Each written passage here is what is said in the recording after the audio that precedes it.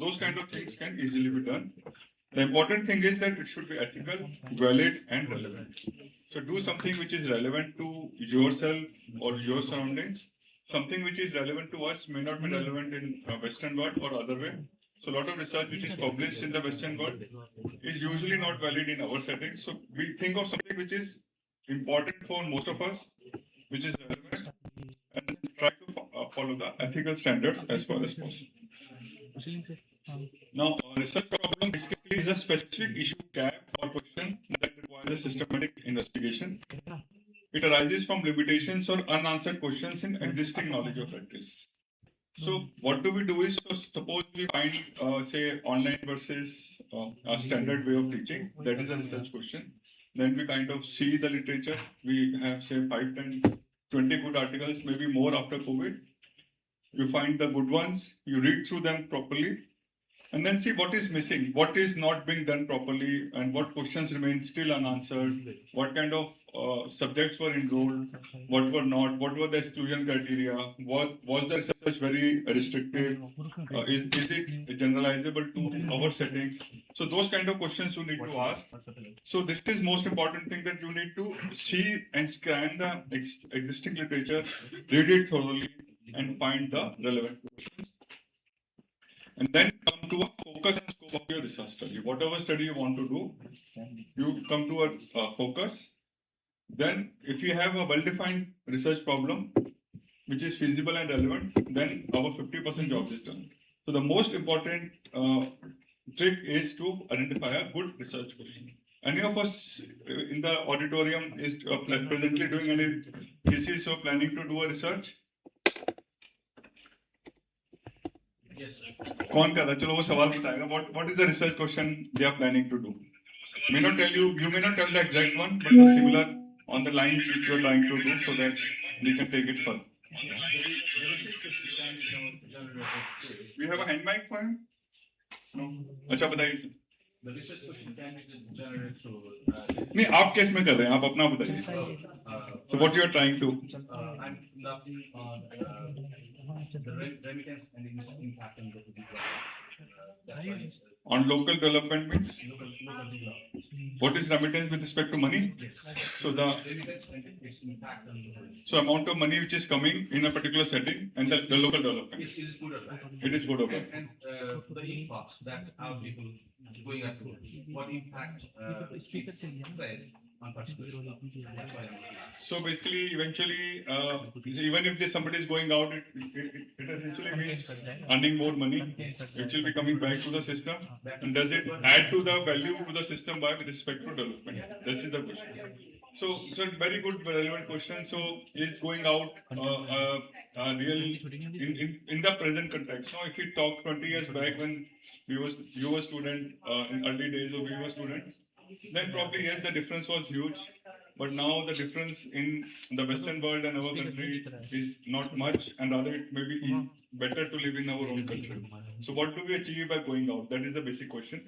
And it is a wonderful question. So these kind of questions you need to, if you are in the basic science, non-medical, these are the questions people do research. And if you are in medical science, then you research on the medical background. So why do we need to actually identify the research? So एक तो बड़ा आसान काम है ना, पर library जाओ, पुरानी thesis उठाओ, उसमें से उठाओ, पूरा सब कुछ copy paste करो, thesis पूरी होगी. So that is not we want you to do. So we want you to think about it, because see that you are clean minds and you don't have exposure to much things, and you can think with an open mind. If somebody who is into the system for long, so their thinking becomes very focused on few things. So they will not be able to explore beyond a point. But you people can think beyond whatever you from the older ones, and you are able to have a good question which can be relevant to the population at large. So it provides basically a clear direction for the entire research study.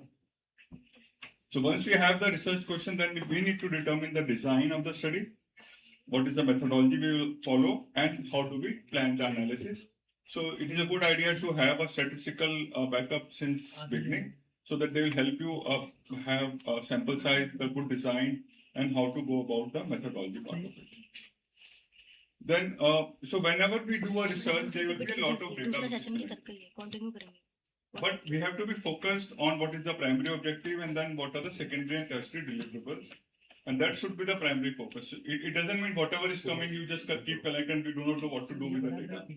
So it has to be crystallized. So these are the things which we'll do definitely for all patients or all kind of individuals who come into the picture.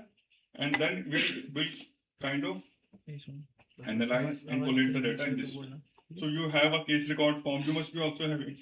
So what kind of events you are monitoring? So what things you will be collating for every event? You go to the bank or the family per se or the society per se. So society and family. So then you will have those specific case record forms. So you go to XYZ, the name, the household income, what are the members in the family, the educational status. So those kind of things have to be crystallized, that what all things you will be recording, so that eventually the chances of thesis approval and publication success improve. See, thesis approval mostly happens, but publication you need to do it correctly. Usually thesis approval is not rejected unless you don't follow the guidelines.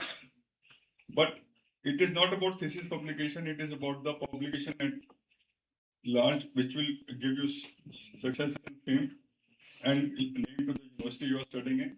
So you need to focus on a good research question from the beginning and a good research planning when you start. Now, coming to the sources of research problems. So we discussed about review of literature. We have to identify the gaps and limitations as we discussed earlier. And there are various databases. From medical point of view, we have PubMed, we have Medline, we have Embase. Point of view, we have PubMed, we have Medline. So there's so many. Non-medical, unfortunately, I'm not aware. What are the non-medical data? There's so many. In addition to also, we have what are the non-medical data? There's so many. In addition to also, we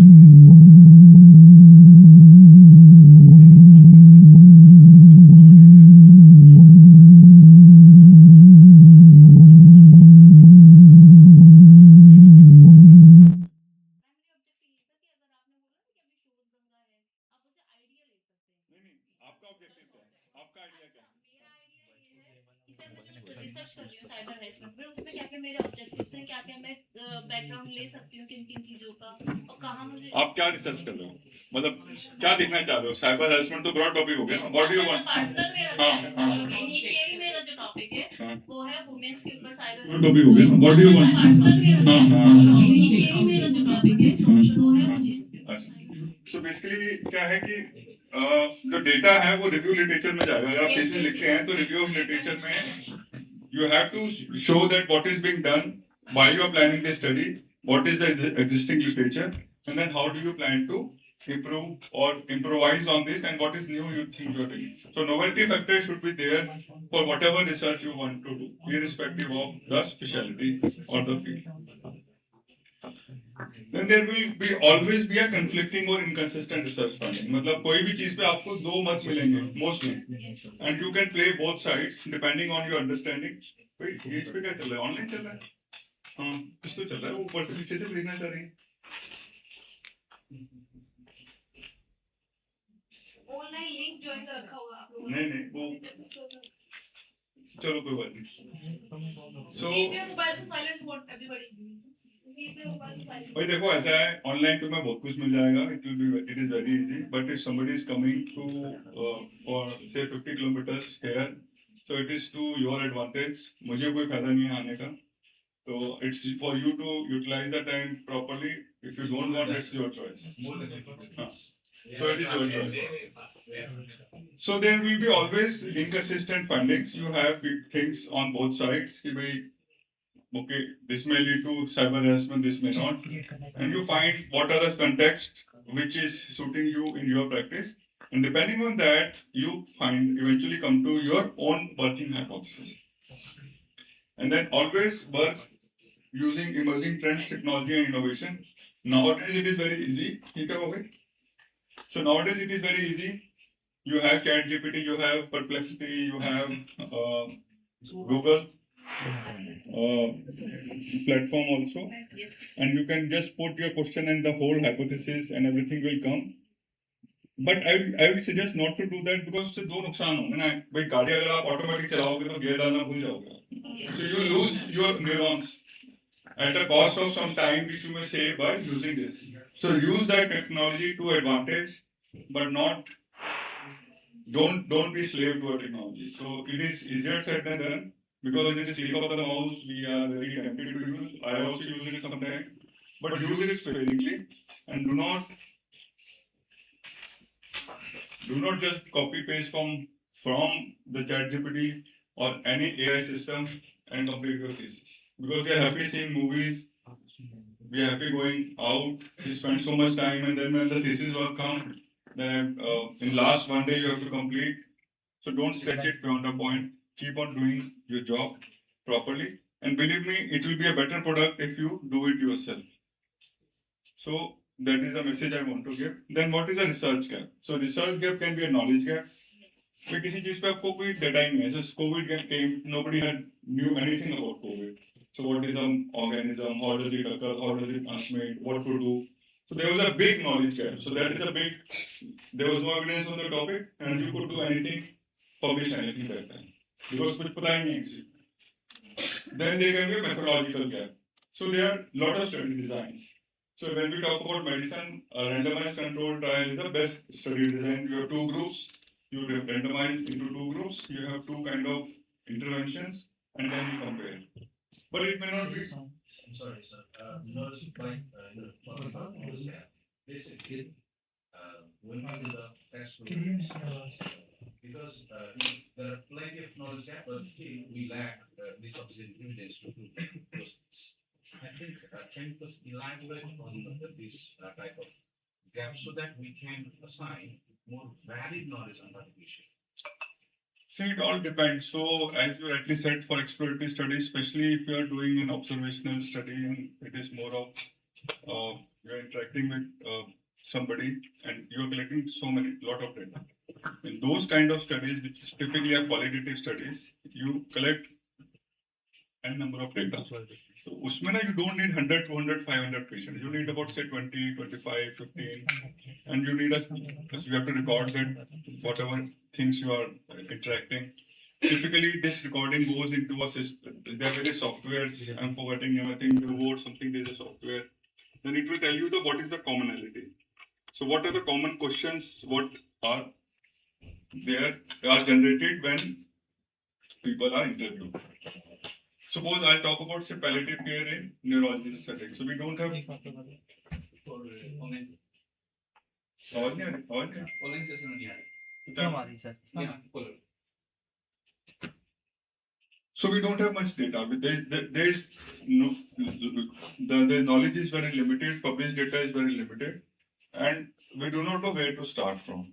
So in those kind of typical studies, we have interview-based qualitative studies, say about 15, 20 patients, we are doing one in each Delhi. And then we'll find, okay, these are the things which are troubling the patients, and this can be used to identify patients who are in a severe disease. So, because nothing is published with respect to a scoring system to quantify them. And then once you come to that, then you apply statistical test and find out which is more common with this, which will be more fruitful to assess, so that we can come to a severity of the disease spectrum and overall outcome of the patient. So those kind of things can also be done. Then population gap. So they may be unstudied or unrepresented groups.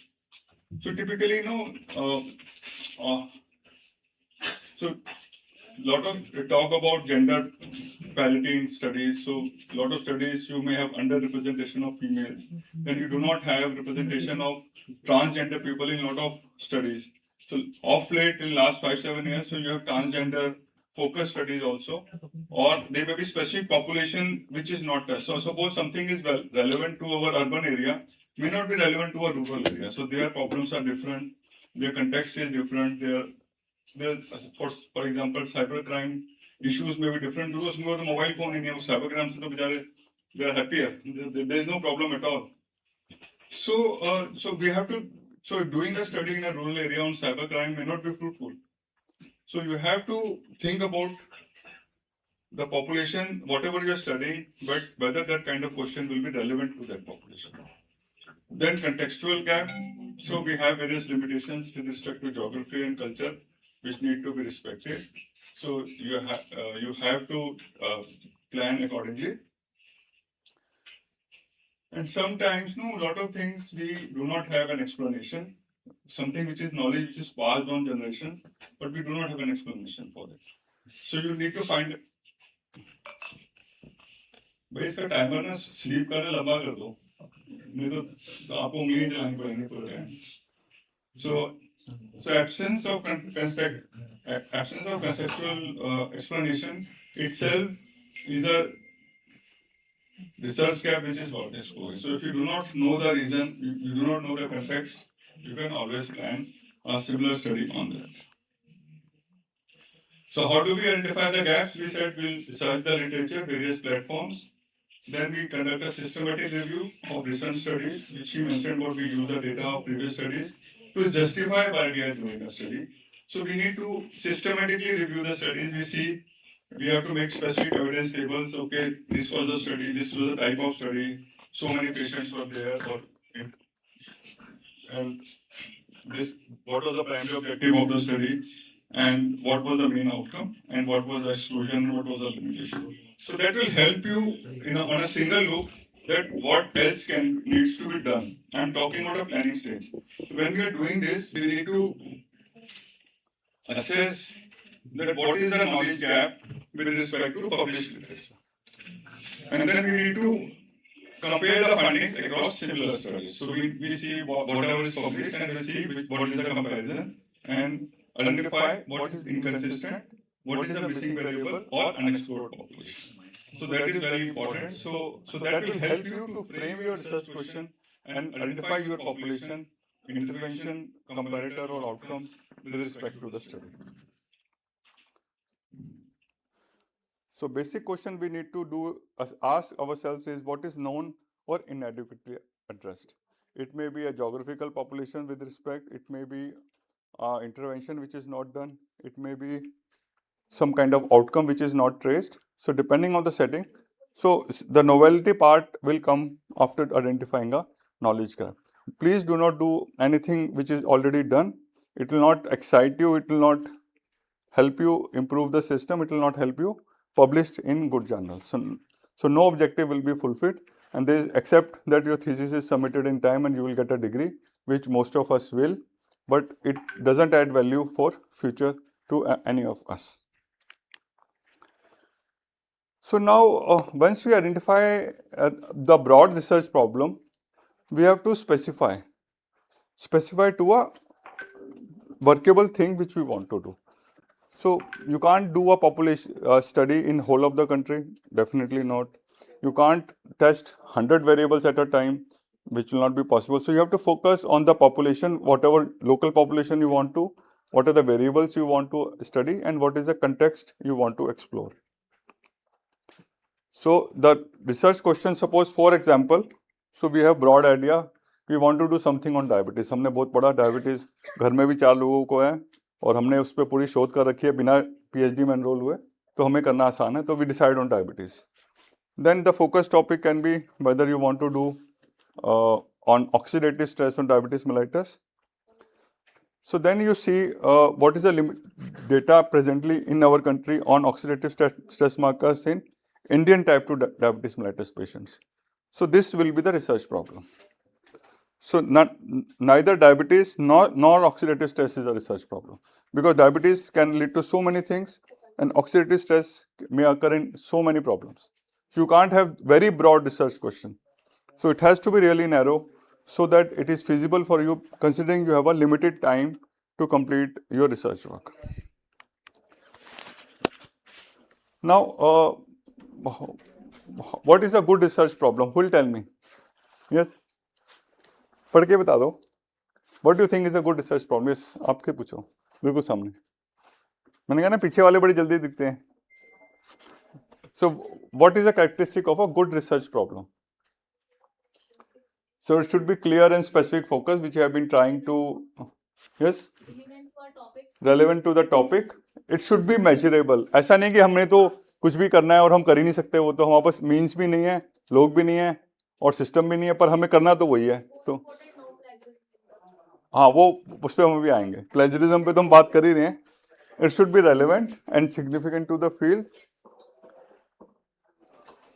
Then it should be feasible. जैसे हमारे पास 1 साल है, 2 साल है, 4 साल है. कैसे? So it should be feasible and it should be justifiable and ethical. So we need to define the key variables involved with respect to the population we want to do, what intervention you intend to do, what are the outcomes you want to measure. So this needs to do, and the context you want to see. Identify the target population, outcomes, the study design, and the important thing is the feasibility. मतलब suppose हमारे पास we have 1 year to collect data and we can't do something which will require 4 years to collect data or a 4-year follow-up study. This is not, you will never be able to complete in time. So it has to be really feasible with respect to the conditions you are working in. So coming to the problem statement, usually we have a small group and we give our paper pen and we give a wrongly written problem statement, but here we are not doing this. So we need to briefly describe the background and context of the topic, summarize the evidence as we have discussed earlier, clearly state the identified research gap, and then justify the need and significance of the study. These are the 4 headers or 4 paragraphs. So if we talk about diabetes, so first paragraph would be what is about diabetes and what is the problem, what is the oxidative stress, coming into the evidence on oxidative stress, then say, okay, it is not done in our population is different, we have so many things, and so we don't have data, we need to do it, and eventually you justify and signify what the study is needed. So coming to thesis planning, so once our protocol is done, we need a protocol. Basically is a structured roadmap for the research study. So protocol will tell you what is the framework you will be planning the study. It will have research problem to objectives, what is the method, and how do we plan to analyze. So that has to be worked on the day 1 when you are making a protocol, and you have to, it is a good idea to discuss with statistics also, or if you have your background, you are able to do yourself, you can apply your test and see what are the amount of number of people you want to enroll and how you plan to analyze when the data is collected. So try to manage time, resources, and scope effectively. I've been saying this, I think, the 3rd time. So time management is important. Suppose you have 1.5 years and you have 1 year follow-up. Try to recruit patient as early as possible so that follow-up is completed during the time you are allotted for doing a study. And once you are done, try to publish them within your time of enrollment into the university, because once your degree is awarded, everybody forgets, and then it is of no use to the population at large, which should be the primary aim. So coming to objective. So objective, as I discussed earlier, one is the primary objective, which is the main objective on which the thesis is based, and there may be some supportive or secondary objectives which will also be there in addition to the primary objective. But we have to have a SMART objective. What is a SMART? What do you mean by SMART? Specific, yes. S के बाद M है ना? M. Measurable, yes. Achievable or attainable.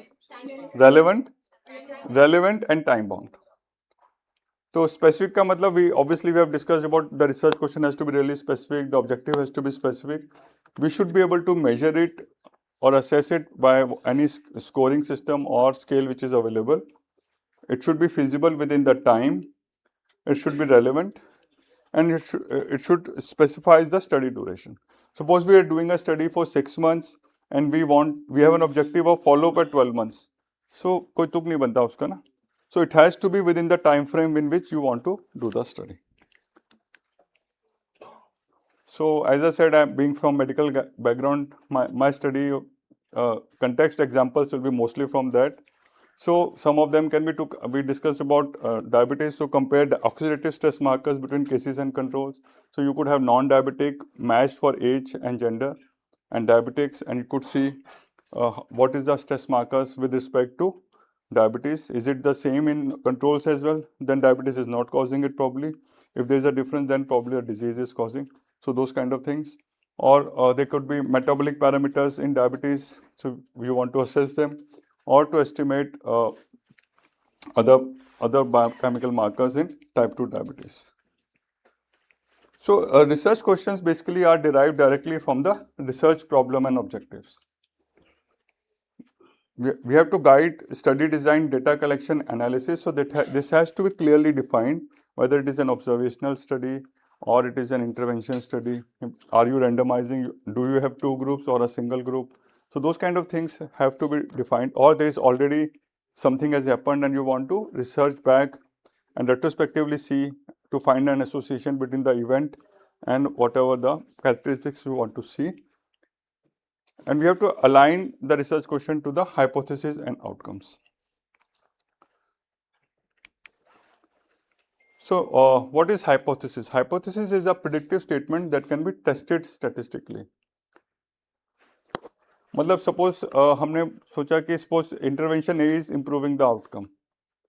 So that is a very clear question. The hypothesis is there, and it is based on existing theory, evidence, or observations, and it will give us direction, whether we are trying to prove that one intervention is better than the other, or we want to prove it is similar but cost effective or non-inferior. So depending on whatever statement we make, our data analysis will depend.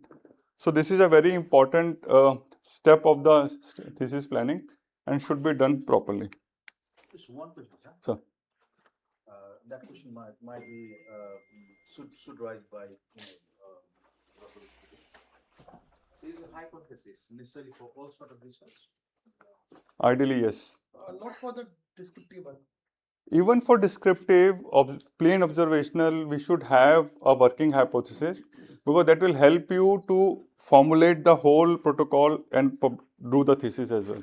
If you don't have, then there is no direction to the thesis, whatever you're doing.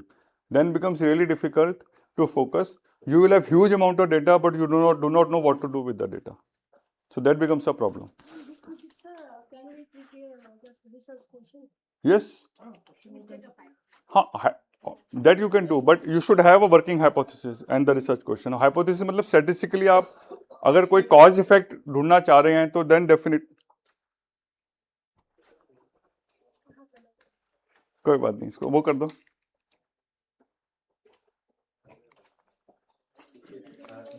Generally, what we learn, because I'm not from music background, That's why in medical background, there are lots and lots of research conducted through experimental. That's why in experimental for what I understand. In experimental research, basically we conduct hypotheses and we test and retest those indicators are effective or not. But it's a say descriptive hypothesis, what we actually do in social science research.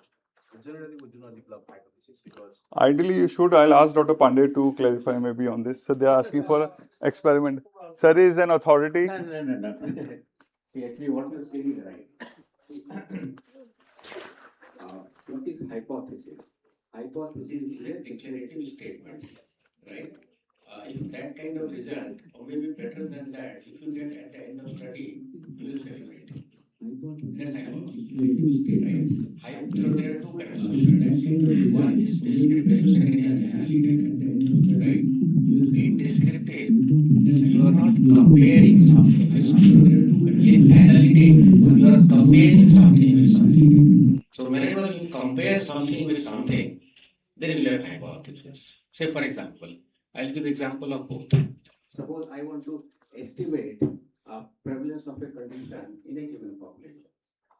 Or say there is a lot of nursing students. They want to find out knowledge. They do a lot of knowledge attitude practice kind of studies, right? So they want to do that. So they are not comparing. But suppose if they have a question, is it that those nurses who are working in ICU, their knowledge is better as compared to those who are working in wards? So there is a comparison. So then there will be hypothesis, right? Also, suppose somebody takes up a question. I want to find out what is the incidence of, let's say, infection in ICU. Patients are admitted in ICU. During their ICU stay, some will develop infection. Now you want to know what is the incidence of. So you're not comparing. But the moment you say, I want to compare incidence of infection between ICU and ward, then there will be hypothesis. Right? So I'll be taking session on study design. Study designs, you have four kinds of cross-sectional, case control, cohort, clinical trial. So cross-sectional can be descriptive, cross-sectional can be analytical. Right? Cohort can be descriptive, cohort can be analytic. So it depends. Sorry. Thank you, sir. Thank you. Thank you for clarifying. So basically, if you do not have comparison group, you have only a research hypothesis to work with. So now we have to connect the research problem with the objective, the research question and the hypothesis. So hypothesis, as we discussed, may not be applicable in some kind of research designs which we are planning. The important thing here is there should be a logic and consistency in whatever we are planning. ऐसा नहीं होना चाहिए कि ऊपर हम बात करेंगे ये we are talking London and seeing Tokyo. ऐसा नहीं. It should be the same flow. It should read like a story. Even if I am not doing that research, if I am not of that field, that single page of introduction should be a sense to any lay person also. It should be plain simple English and it should read like a story. So that is important. Make it interesting, make it relevant and make it logical. There is no point writing 20 pages on introduction. Absolutely not. But it should be 1 or 2 pages, but it should be relevant. So every objective should have a corresponding research question. It should be linked to a hypothesis if it is possible. Ensure consistency and alignment across the study.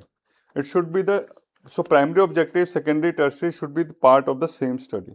Same broad research question which you have initially designed when you are planning the study. Now, so once we plan the study, so our outcome should be we should publish it in a good journal. So we have to plan the manuscript alongside thesis objective from the start. तो हमें उसी समय we should plan कि what kind of manuscript we want to do.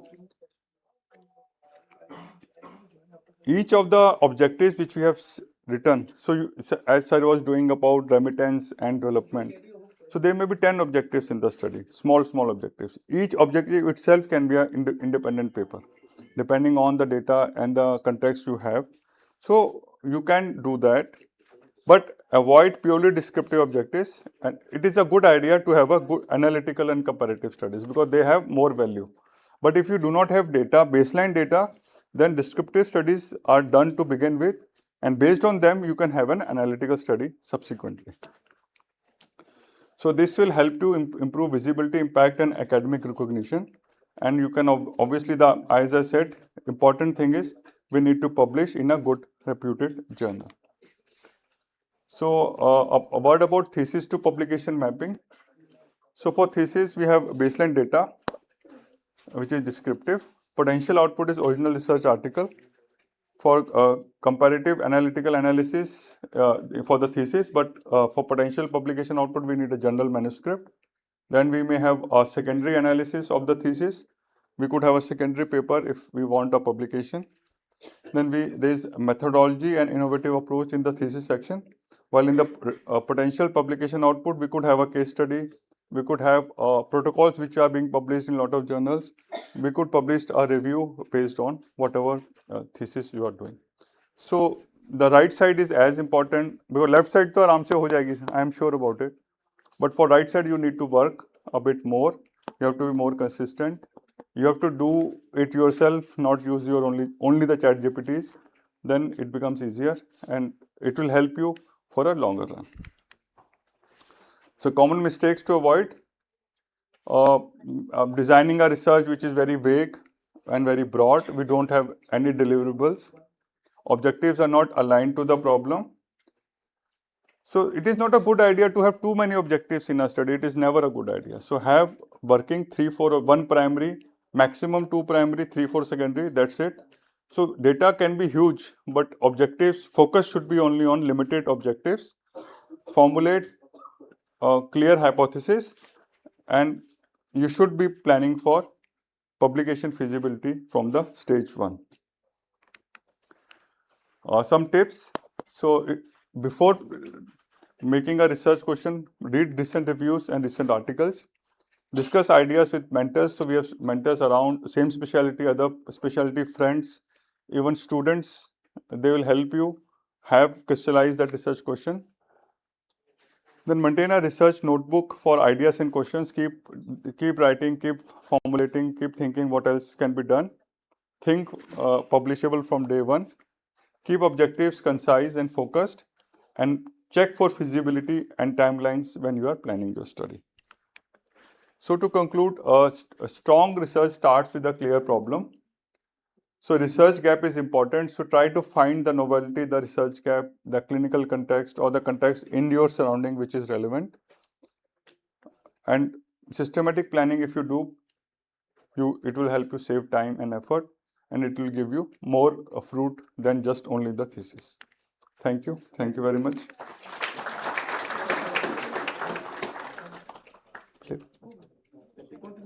So now the second part. इसके लिए ना मुझे computer दोगे तो ज़्यादा अच्छा है. मुझे मिल सकता है ये एक्सेस?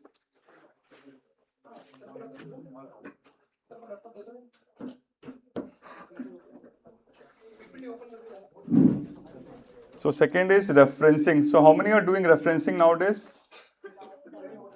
आप करो, कैसे करते हो आप? नहीं मतलब यूज, मतलब एक तो करने कैसे वो हमें मालूम है, प्रैक्टिकली कैसे करते हो अपने थीसिस में रेफरेंसिंग कैसे करते हो? मैन्युअली करते हो? नहीं, यूज ज़ोटेरो एंड मेंडले सब लोग यूज करते हैं. How many you know how to use Zotero? Mendeley not many. I think they are not using that itself. They put chat GPT and it will automatically give you the. नहीं, पर chat GPT में problem यह है कि the references जो वो देगा ना उसमें वो कंटेक्स्ट होगा ही नहीं. So why do we reference? So if you are making a so if you are making a affirmative statement or a reason to what is the finding is there, so that has to be justified by some kind of data or published literature. Chat GPT आपको reference तो दे देगा पर उसमें वो सामान ही नहीं मिलेगा जो आप ढूंढ रहे हैं. How many use Microsoft Word to do it? Word में रेफरेंसिंग करनी आती है आपको? कैसे करते हो? MS Word में. हाँ, so how many use tab on the Microsoft Word?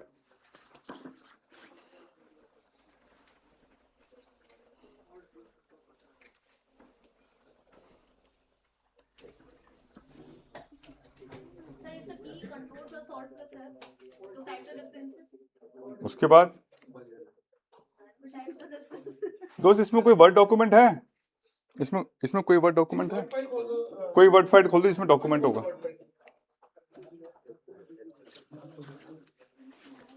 कोई भी खोल दो word file. This is usually hands on session, तो मैं आपको बेसिक चीज़ें बता दूंगा वो, and it is half day thing to Zotero, कैसे इंस्टॉल करना है, कैसे चलाना है, वो तो आपको यूट्यूब में भी सब मिल जाएगा, कोई बड़ी बात नहीं है। So it is not a big deal, but important thing is reference what ever you may do, first it should be cited the way your format of the university is suggesting कि वो bracket लगना है नहीं लगना, superscript है, inline है, outline है, full stop के पहले या बाद में, whatever. So depending on the please see whatever is there from your guidelines, follow them. Secondly, एक तो हो गया citation of the reference in the content. Then you have to write them in the end. How do we write them? Whether you put an et al after 3 or you put you write all of them. How do you write the journal? How do you write the issue number, page number? So those things are important. There are various styles. So irrespective, whatever is relevant to your thesis work, your university, that should be followed. चलो हम इसकी बात करते हैं। ये दिख रहा है सबको? चलो, वर्ड है इसमें? Okay, good. So I'll tell you a simple way before we go to the presentation. I'm sure most of us do not know because we believe in softwares. चलो जैसे इधर ना रेफरेंसेस का टाइप दिख रहा है सबको? दिख रहा है? So okay. So what we'll do is, suppose I want to, so सबसे ज़्यादा प्रॉब्लम रेफरेंस डालने में कहाँ आती है? What is the biggest problem? सबसे ज़्यादा problem, those who are doing, they'll tell us. Where to cite?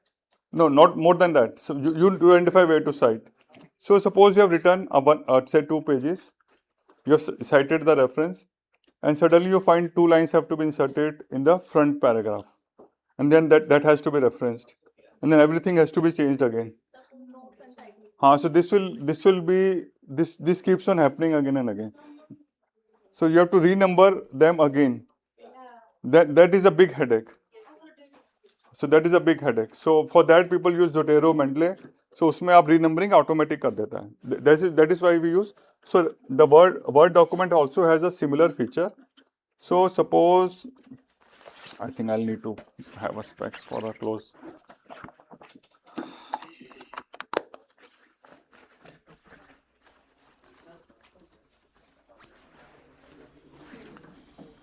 Suppose यहाँ पे 6,7 है ना, यहाँ पे मैंने एक reference डालना है suppose, है ना? So I'll go to the references and I will say insert footnote. Okay? तो नीचे कुछ आ गया, इसमें मैंने ABCD कुछ लिख दिया, ठीक है? मतलब जो भी रेफरेंस होगा, मतलब I am just showing how to do it. Then I put 2 here.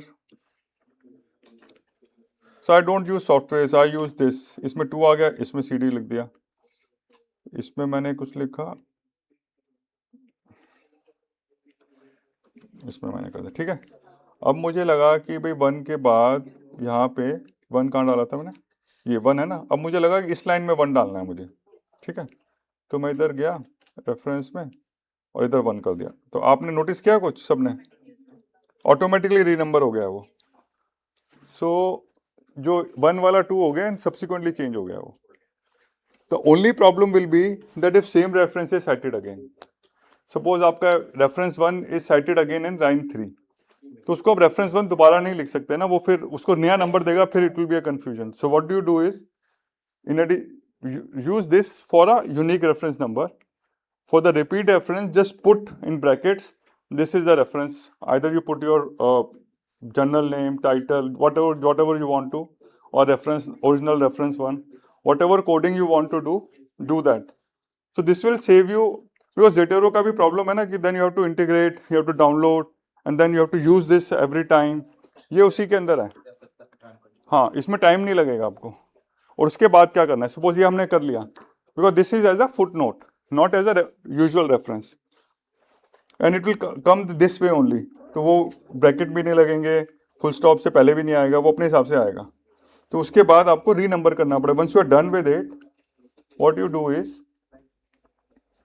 मतलब इसमें बाद में भी चेंज होगा। देखो इसको मैं अगर इधर एक रेफरेंस डालता हूँ तो भी चेंज होगा, अगर मैं दोबारा डाला तो दोबारा चेंज हो गया वो, ठीक है ना। So this is an auto numbering process.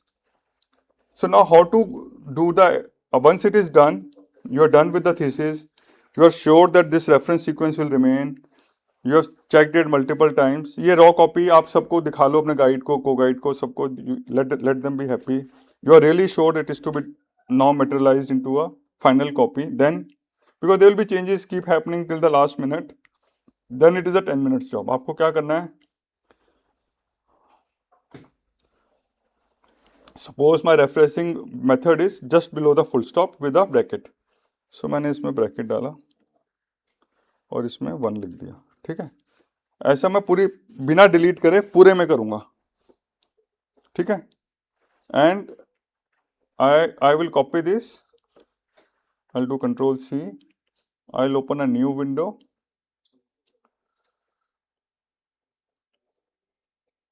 And I will paste this. ये आपको यूट्यूब पे नहीं मिलेगा, ठीक है ना, इसलिए इन पर्सन क्लास इंपॉर्टेंट है। यूट्यूब में सारी ट्रिक तो ना बताएगा वो, तो आपने इधर ऐसे लिख दिया, ये सब में 1 1 आ रहा है, वो ऐसे ही आएगा, कोई बात नहीं। आपको फिर इसमें सिलेक्ट करना है, आपने रीनंबर करना है इसको, ठीक है। और फिर इसको मैन्युअली ये 1 1 को हटा देंगे तो वो सीक्वेंस यहाँ हो जाएगा। जब आप सारे में रीनंबरिंग कर लेंगे, I will come back to the old one, जब once you are done till the end page, then only delete the footnotes, that has to be done manually, but still the effort is much less than renumbering the whole manuscript multiple times. You getting what I am saying? It is very simple to do. सबको समझ आ गया ये? अगर समझ आ गया तो आपकी class attend करनी वसूल होगी। इसको फिगर आउट करने में मुझे 3 साल लगे हैं, अब मैं रेगुलरली इसी से करता हूँ। So this saves lot of time. Otherwise क्या होता है, आप मैनुअली हर जगह कागज से लिखते हो, फिर उसको मैच करोगे, फिर कोई ना कोई ऊपर नीचे हो जाएगा, फिर सारी मैन्युस्क्रिप्ट में ऊपर नीचे करते रहो। And for thesis the references can be 100, 150, 200, 250. It is really maddening.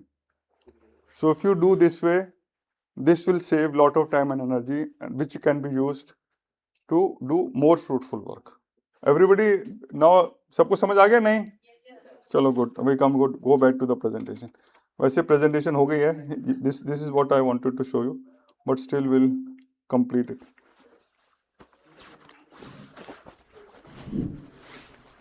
किसी को नहीं याद आएगा तो you can take my number, I will tell you on phone, 2 minutes job, not very difficult, unless once you know it, it is not difficult. नहीं तो वो tab function पड़ा रहता है, वो किसी काम का नहीं है। चलो जी भाई, ये KARSH है, N नहीं है, तो वो टाइपो एरर है, कोई बात नहीं। कंश नहीं है, कर्श है। ठीक है, चलो। Learning objective for presentation on literature review and reference management. So we need to understand the types of literature. Mostly English here. So understand types of literature, narrative versus systematic. Which is better? Which is better, narrative or systematic? It depends on the research that you have conducted. But still, scientifically, which is on the top line? Systematic. What is the difference? Essentially, systematic is also a narrative review, but done systematically. So there is a procedure you follow, there is a method you follow, you have a prisma, you have a evidence table. So it shows that you have covered all the possible literature which was there. Because what the basic problem with narrative review is, I can just scan 5 of them which suit my ideology and publish it. So that is a narrative review. Systematic review is all possible literature on the topic with conflicting evidence is being presented. So you usually do not miss article in a systematic review. Is the meta-analysis or meta-synthesis can come in both the categories? So, see, that is a good question. So, systematic review is a precursor of meta-analysis. So, all meta-analysis have a systematic review, but all systematic reviews do not lead to a meta-analysis. Unless you have a measurable outcome, measurable data in articles, meta-analysis is not possible. So, data synthesis is not possible. However, systematic review is more important and is possible in all possible kind of studies, all possible kind of data available on the engines. The first important thing is to do a database searches. From medical point of view, it is Google, Scopus, PubMed. and embase, track citations we learned just now, and use reference management tools if possible. So a systematic summary and analysis of existing research is a literature review. So this is the most important thing when you're planning a study. It helps to identify the knowledge gap, find trends and areas of controversy in the field, and provide a foundation for research proposals and thesis, and help to design the study. It ensures that research is relevant, informed by current evidence, and avoids duplication. It supports critical thinking by evaluating the strengths and limitations, as we have been discussing in the first lecture. So basically, this will help you to crystallize the research idea and find it. So ideally speaking, you do a literature review before planning a research. So once the research topic is finalized, you do it again relevant to the research topic which you have identified. So you can't have a research question without a literature review. So you have to review literature extensively to find and crystallize on a single research question. So what is the purpose? Purpose is to establish current knowledge. So we summarize what is already known, identify the research gap, avoid duplication. So आपने वो शोध की बात करी, the शोध government site, शोध संगम, so शोध Ganga, so but avoid duplication. Avoid duplication, provide context and justification, and inform study design and methodology. So it will help us find the right methods, variables, and study approach based on the prior evidence.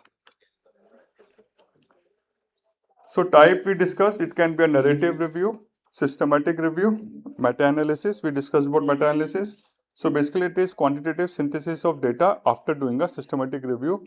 If we have data which can be meta-analyzed, and then can be a scoping review as well, when we don't have much published data, but there are a lot of key concepts and evidence, and we can always do a scoping review. Coming to narrative review, basically it summarizes general understanding of a topic without strict methodology. So the basic difference is methodology is lacking. It may be selective, as I discussed earlier, and subjective, which will reflect only my point of view on a current topic. It may not be an acceptable method, but I may be biased to write a review in the way I want to. It is useful for providing background information, context, and historical overview, though less rigorous in terms of search strategy, inclusion criteria, and critical appraisal. It is ideal for broad overviews or introducing the research area in a thesis or proposal. It is a good to start with when you are planning a study. Coming to systematic literature review, just a second.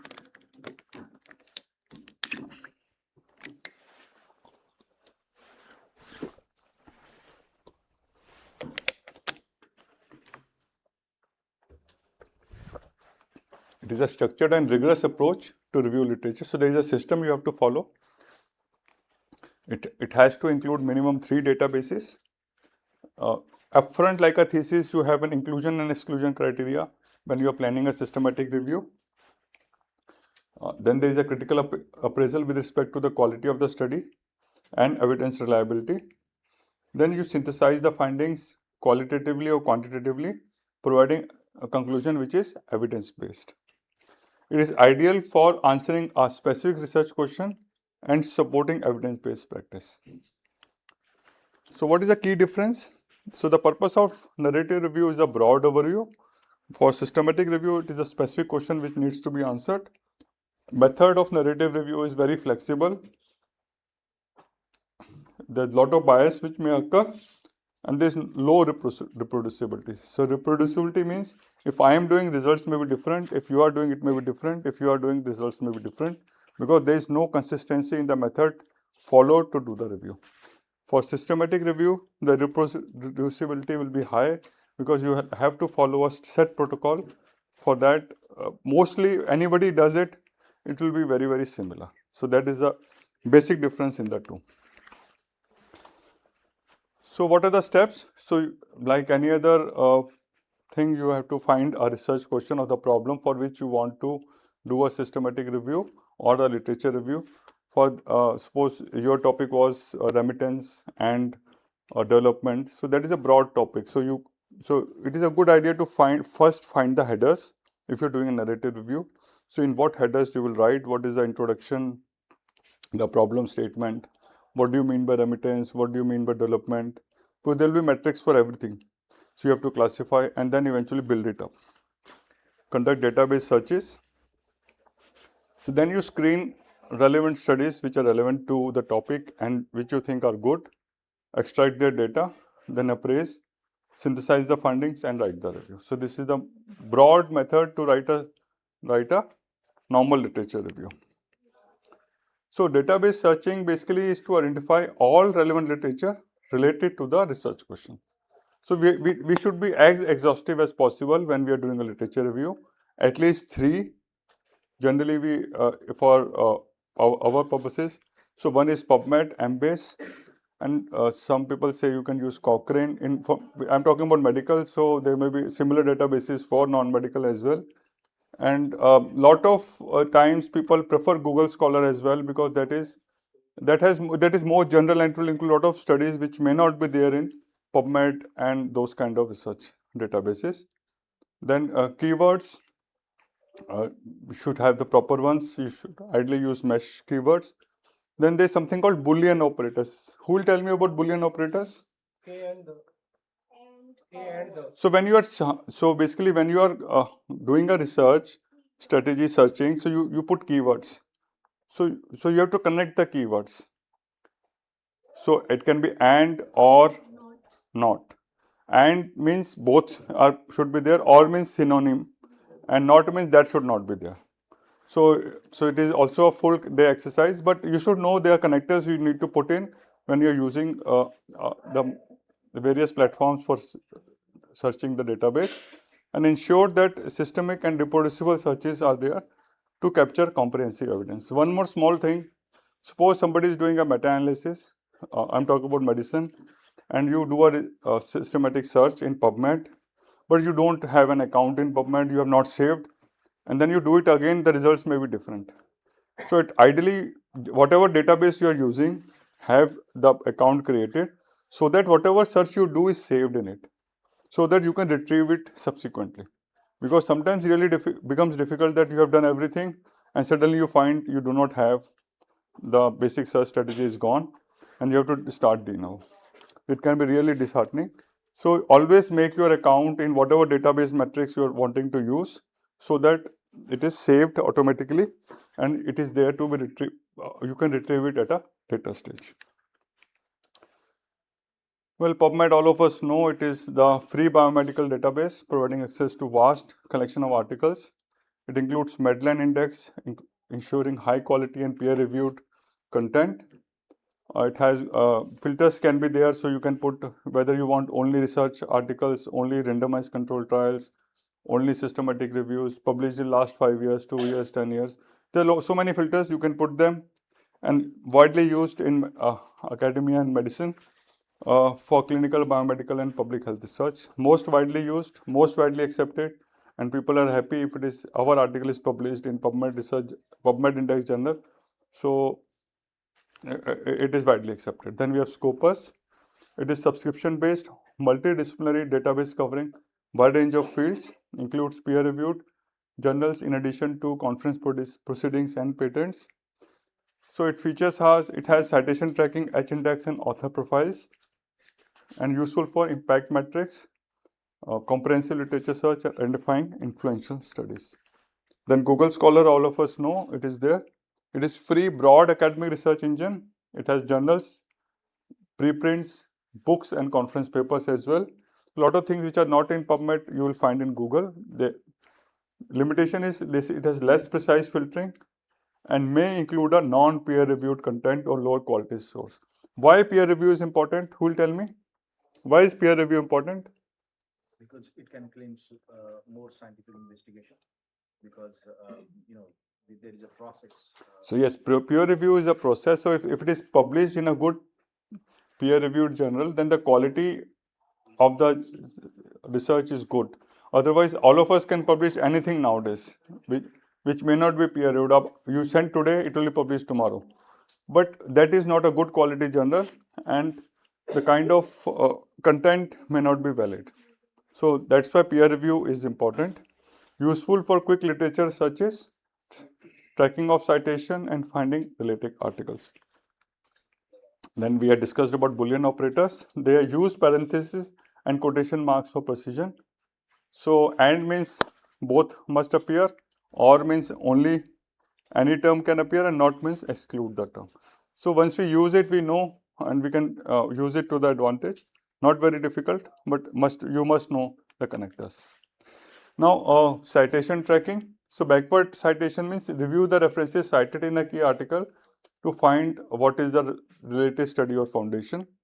Forward citation is identify new articles that cite the key paper, showing how the researchers influence subsequent network. What does it mean? See, if you have a published article, there will be references in them. Some of them may be relevant to you as well. So that is a backward citation. But if something is published and you want to see how many have cited that particular article, so something is published in 2022, now it is 26. In 4 years, how many citations have occurred for that particular article will tell you that research has influenced subsequent work. So both are important, and it will help us discover related high impact and influential studies effectively. So we can effectively map evolution of evidence and ensure a good literature research. So I think we can do that. Now assessing the study quality. So we have study design and methods, sample size, data collection, results, and conflict of interest. So these are the 5 broad things which we need to screen when we are going through the study. So method part is most important. Are the design and methods appropriate for the research question? If it is a comparative study, so whether they have done it properly. If it is a qualitative study, whether appropriate method has been used. And we have designed checklist for all kind of studies. We can always go through them, and we can use them to see the methodology part of it. Then the sample size, is it adequate? Is it representing the population? Then for data collection, have we used valid and reliable tools? Have we used proper analysis or not? Then are the conclusions supported by the data? Because a lot of times, so we have some objective, we have some results based on data, but conclusion is not based on the results, it is based on the objective. We incorrectly state because we wanted the results the way we wanted to, we can't change them, but we change the conclusion. So it should be backed by the data which is published, and we should also have conflict statement seen.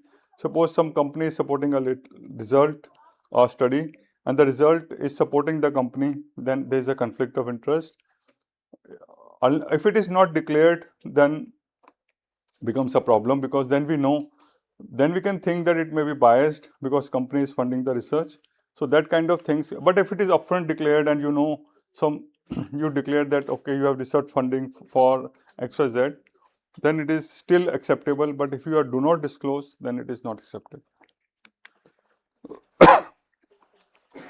Then you need to organize this literature into tables, maps, or evidence metrics to systematically organize studies. Track key details such as author, year, study design, sample size variables. So these are the part of the evidence table which you are doing in a review, so that you can easily compare the studies, see what is the primary objective, and it will help you to find the research gaps. And it makes the writing literature review clearer and more structured. Reference management tools. So we know there are many designs, softwares which will help you store, organize, and manage references effectively. One more small thing. So whatever reference you are using for thesis, store them. Ideally you should have the first letter of the author in when you are saving them, and save them in a single file, so that you need not search them again and again. There's a lot of effort to find the full text. Sometimes you ask your friends to search for you, sometimes you go to the library, sometimes it is freely available, but it is difficult to arrange them again and again. So properly store them. Another important advantage of reference management tools is, suppose 2 or 3 people are working together, so they can collaborate and help each other while doing it. So if they log through the same login ID, they can mutually use and improve upon that. It will save time and improves the accuracy, and there will be consistency in academic writing. So these are the available ones. I told you when word is not written here because that is little less explored. So you can use that as well. It is much easy. You do not need any special software for that, and you can easily use on your regular documents. So mentally we know it. So whether it is mentally or Zotero, it will import the references into itself, and you have to, and it will give you a unique number which has to be cited there, and eventually it is renumbered once the thesis is final. For Zotero, the advantage is that you can integrate into your browser as well. It fits into it, and it can organize references with collection and tags.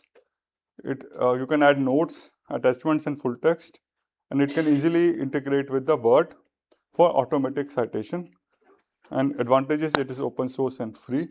You need to get hang of it. I'm not using it very regularly because I'm happy using a Word to reference. But if you get hang of it, not very difficult, you can easily use it for day-to-day research what you're doing. Then you need to organize the references as I mentioned. You should create project-specific folders. You should have tags, labels for theme topics. Suppose there are 4 parts to it. You could structure them accordingly. The duplicates should be merged and cleared the library as far as possible. And always have a backup because we do not know when our computer starts not functioning or we have some cyber attack on the computer. So better have a backup so that we are not caught unawares when there is a problem. Usually problem will occur when you don't anticipate. If you are prepared, believe me, you will always sail through. But if you are not prepared, you are casual, you will definitely end up in a problem. So better be prepared. So there are various citation styles as earlier mentioned. So they can be Vancouver, Harvard, MLA, Chicago. There are so many. So important thing here is, so when you are publishing, it should be journal specific. So when you are sending up article for publication, go through the author guidelines, see what kind of referencing they use. The same method should be used. This doesn't give a good impression that you have not seen the guideline and you have sent some. Suppose journal is asking for say Vancouver and you have sent as Chicago style. Journal outrightly give a bad impression. It may reject without going through the peer review. And university specific style compliance. So university specific is as important. So we review thesis. One of the things for sending it back is referencing standards not followed. Very simple thing to do. Just follow the format which is prescribed and content will remain mostly the same. So something like Zotero may help you toggle with these also. So you can select the type of referencing method you want to use and apply it throughout the manuscript. Now, tips for efficient literature review. Start with a clear research question. Keep track of search and keywords. So always log into the accounts. Don't do search without a method to save them. Update your library regularly. Then prioritize into high quality peer reviewed sources. To use good search engines which have relevance. And you may use concept maps, tables to visualize the evidence tables. So to conclude, a well-conducted literature review is foundation for quality research. Please do not use only ChatGPT to do a review literature. It will take only 2 minutes on ChatGPT, but you are no wiser. So it will make you believe. So they structure it so well. You are so happy. No, itna acha sa likh diya and it's so good and we are so happy. But content can be sometimes very stupid. So you may use it for structuring, but not for the content. Do the search systematically. Reference managers, if you want to use, you can use. You have good videos on YouTube as well. It will help you save time and improve accuracy. And integrate review and reference management into thesis and publication. It is important. It is not only about writing a thesis, it is about writing a publication. So once you are doing a thesis, you could have 5, 6, 7 depending on your wish and the type of work you want to do. And that will help you to sail further in your life. Thank you very much. This was my last slide.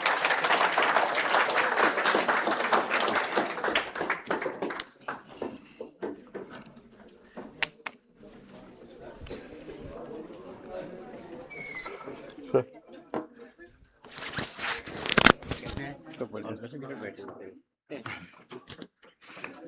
आपको कितना time लगा आने में? तो बहुत दूर घंटे से ऊपर। अरे बहुत दूर है। 1.25 घंटा लगा।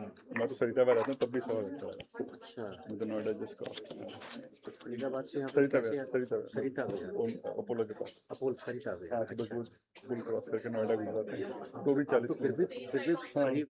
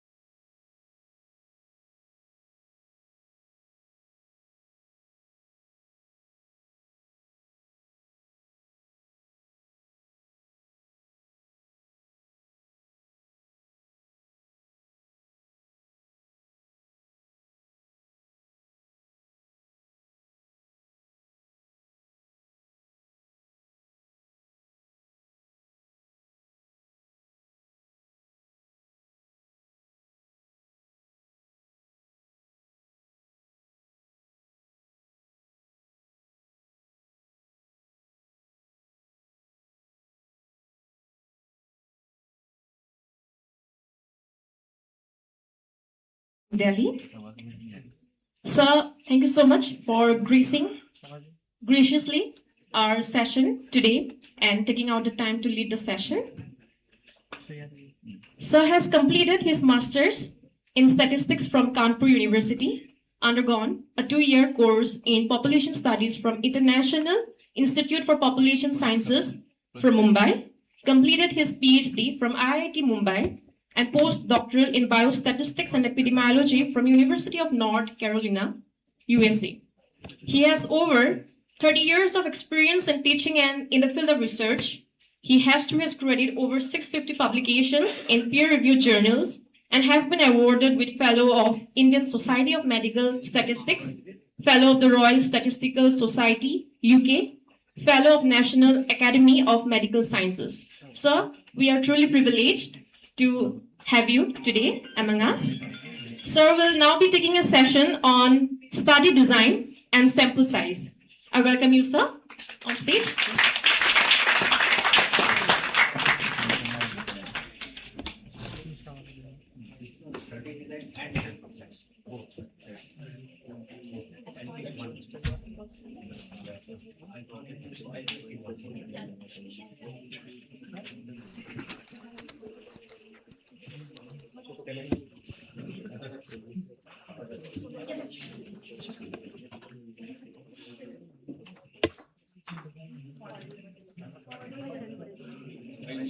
ये भी वहीं ज्वाइन करा था।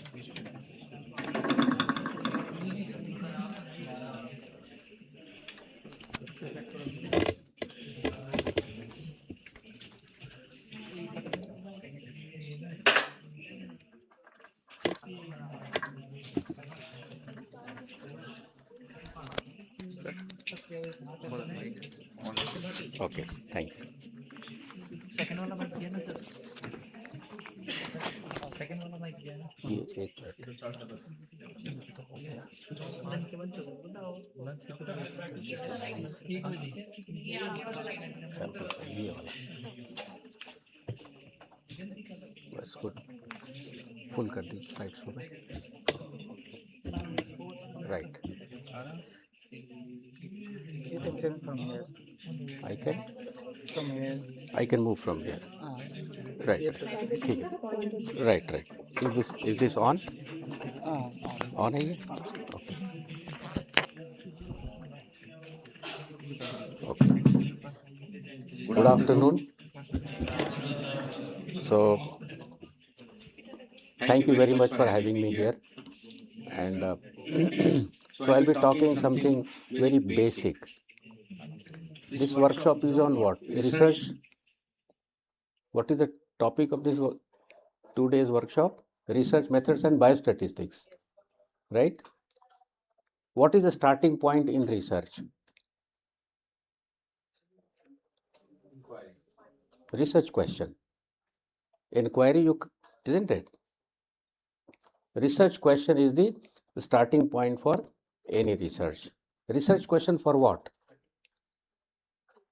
Research question for a defined target population. Research question is for a defined target population. Suppose I take an example. My research question is, what is the prevalence of dental caries among school children in Greater Noida? Suppose that is my question. I don't know. I would like to know. So I have a population. Population is Greater Noida. Now in that population, there are so many children, adult, all that. But my population is children, whatever I specify, right? Whatever age group I specify. So that is my population. So there are certain number of school children in Greater Noida. Some will have dental caries, others will not have dental caries. That's what I want to know. What proportion, what percentage? That is my research question. Now, I don't have luxury to examine everyone in the population, right? So therefore, I will take a sample, right? I will take a sample. So I have taken a sample, calculated sample size, and decided how I'm going to enroll these many. Suppose my sample size is 1000 children. So on 1000 children, I will do the study. I'll collect data, right? And out of 1000, suppose 300 have dental caries. So I'll say 30% of the subjects in my study have this. But your research question is not for this sample that you have studied. Your research question is always for a defined target population. So based on whatever I have found in my study, I have to extrapolate for the entire population. Research हर कोई करता है, जरूरी नहीं कि जो लोग पढ़े लिखे लोग नहीं वो भी रिसर्च करते हैं. For example, a labourer, he goes to a shop in the evening to buy 1 kg of rice. तो उसका एक पॉपुलेशन है, बैग, दैट बोरा, right? So his question is, what is the quality of rice in the bag? Now he does not have luxury to examine entire population, कि पूरा फैला दिया, देख लिया, and he has to take a sample. So he takes a sample, makes best observation, conducts a study, and then he finds what is the quality of rice in my sample, which he would extrapolate back to the population. This is what exactly we are doing, but we use technical terms. So whenever you have to take a decision, you will never be provided with complete information. You have to take a decision based on sample. आपके मरीज आते हैं, मरीज आता है, he presents with limited information, many times overlapping, never complete information, but you have to take a decision based on sample, right? So research में, right? So my question was prevalence of dental caries in the population. I did a study on sample, and in there I found 30%, and based on this I would say I think 30% of the children in the population have dental caries, because research has to end from where it is started. Research started with research question in the population, and that's where it should end. So you may be able to answer some question, but in that process you will also generate some new questions. Every research should answer what it was supposed to answer, but in addition you should also generate some new questions. Okay? Now, so when I present my result of 30% prevalence in the population, they will ask you 2 questions. So for any study that you do, at the end of study you provide 2 questions. You provide answer to your question, and for every answer that you provide, they will ask you 2 questions. They will ask you, tell me how valid your results are, and tell me how reliable your results are. So what is the priority in research? Validity or reliability? Both are important. What is priority in research? Validity or reliability? Validity is, are you answering, are you capturing what you're supposed to capture? That is validity. Reliability is whatever you're saying, is it reproducible? You did one study on sample, this could have been your lucky sample. But if I repeat again, am I likely to get 30%? Right? So I'll say, no, I'm not sure that every time you get 30%. So then he will ask, give me a range of results that I'm likely to get 95% of the times. That is what is your precision, that is what is your reliability, that is what is your 95% confidence interval. So then I have to report my result that, look, I got 30% my sample, but if I take 100 independent samples, all samples are not going to give me 30% prevalence, but 95 of them will give in the range of, let's say, 25 to 35. That is what is a measure of reliability. So wider your interval, less reliable your results are. Narrower your interval, more reliable your results are. You study entire population, there is no range. Right? Validity will be assessed through your method section. Right? So starting point is your research question. So that's good, that validity part. So first is define your problem, specify your objectives, and as it was said, objectives you have to divide into two parts, primary objective and secondary objective. Now if you don't divide into primary, secondary and write 5 objectives, I'll take all 5 as primary objective. For each of the primary objective, at the end of study, answer that you provide has to be conclusive. You have to, your primary objective determines your study design. What is study design? Study design is a way to collect data. Same question, there are options available. For the same question, there are multiple options available. And depending upon who I am, I choose that option. But the moment I have chosen a particular option, I have to stick to all the rules and regulations of that option. Like from my place to this place, to reach here, I had options. I had options available, right? But the question was one, to reach here. One option was come by taxi. Second option was maybe I drive. Third was maybe I should have taken metro, isn't it? Fourth one, maybe if I'm like a money type, I would have taken helicopter, right? But the moment I decide I have to take metro, then I have to follow all, then I have to go to metro station. I have to follow all the rules, regulations of that design. Those are study designs. Same question you can answer using any of the study designs, and that's what we are going to discuss. Study designs are way to collect data, way to enroll, way to collect data. But why, and why, then you'll ask, why 4 designs? That means there must be some design which is less better, other one is more better. Why so? Right? So there is a variation. Answer that you get from one design will not be at par with other design, because there are differences in the design, and those differences are in terms of quality of data.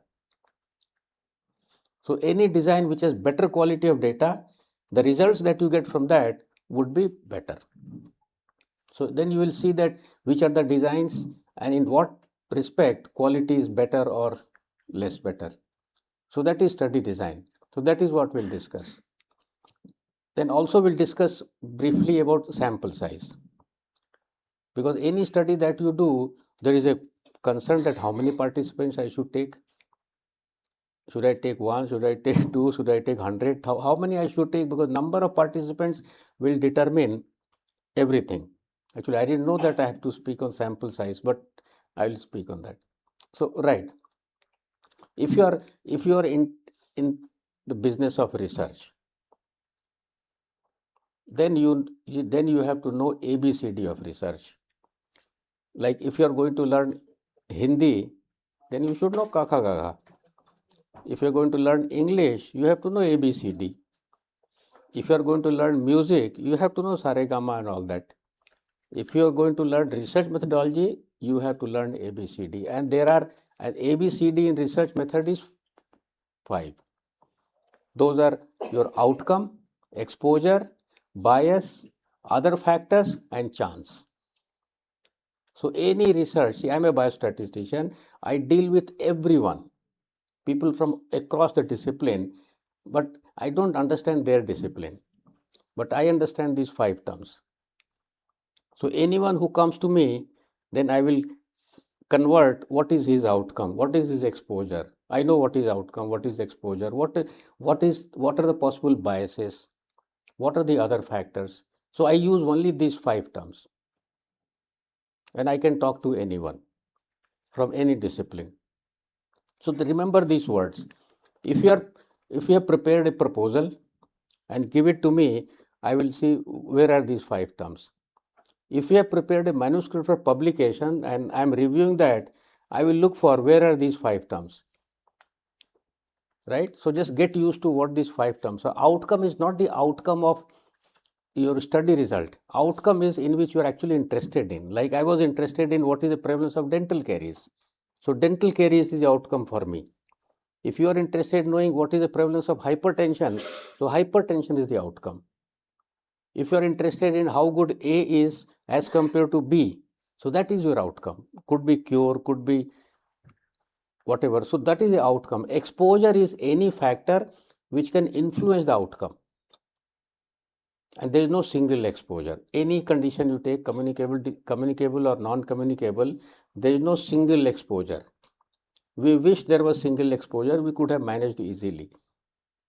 But there are in n number of exposures, many of them we don't know. Right? So exposure is any factor. Age is exposure. As we are growing old, things are not becoming better. Risk of all conditions is, gender is an exposure. Right? Maybe as a male, one is at advantage or disadvantage. As a female, somebody may be at disadvantage or advantage with respect to some condition. So gender is a factor, environment is a factor, nutrition is a factor, physical activity is a factor, drug taking is a factor, vaccine, everything, anything which can influence the outcome, that is exposure. But in research, we are not interested in all exposure. We are interested in what is the role of this on that. So among all exposures, this becomes your exposure of interest. And all other factors are villains.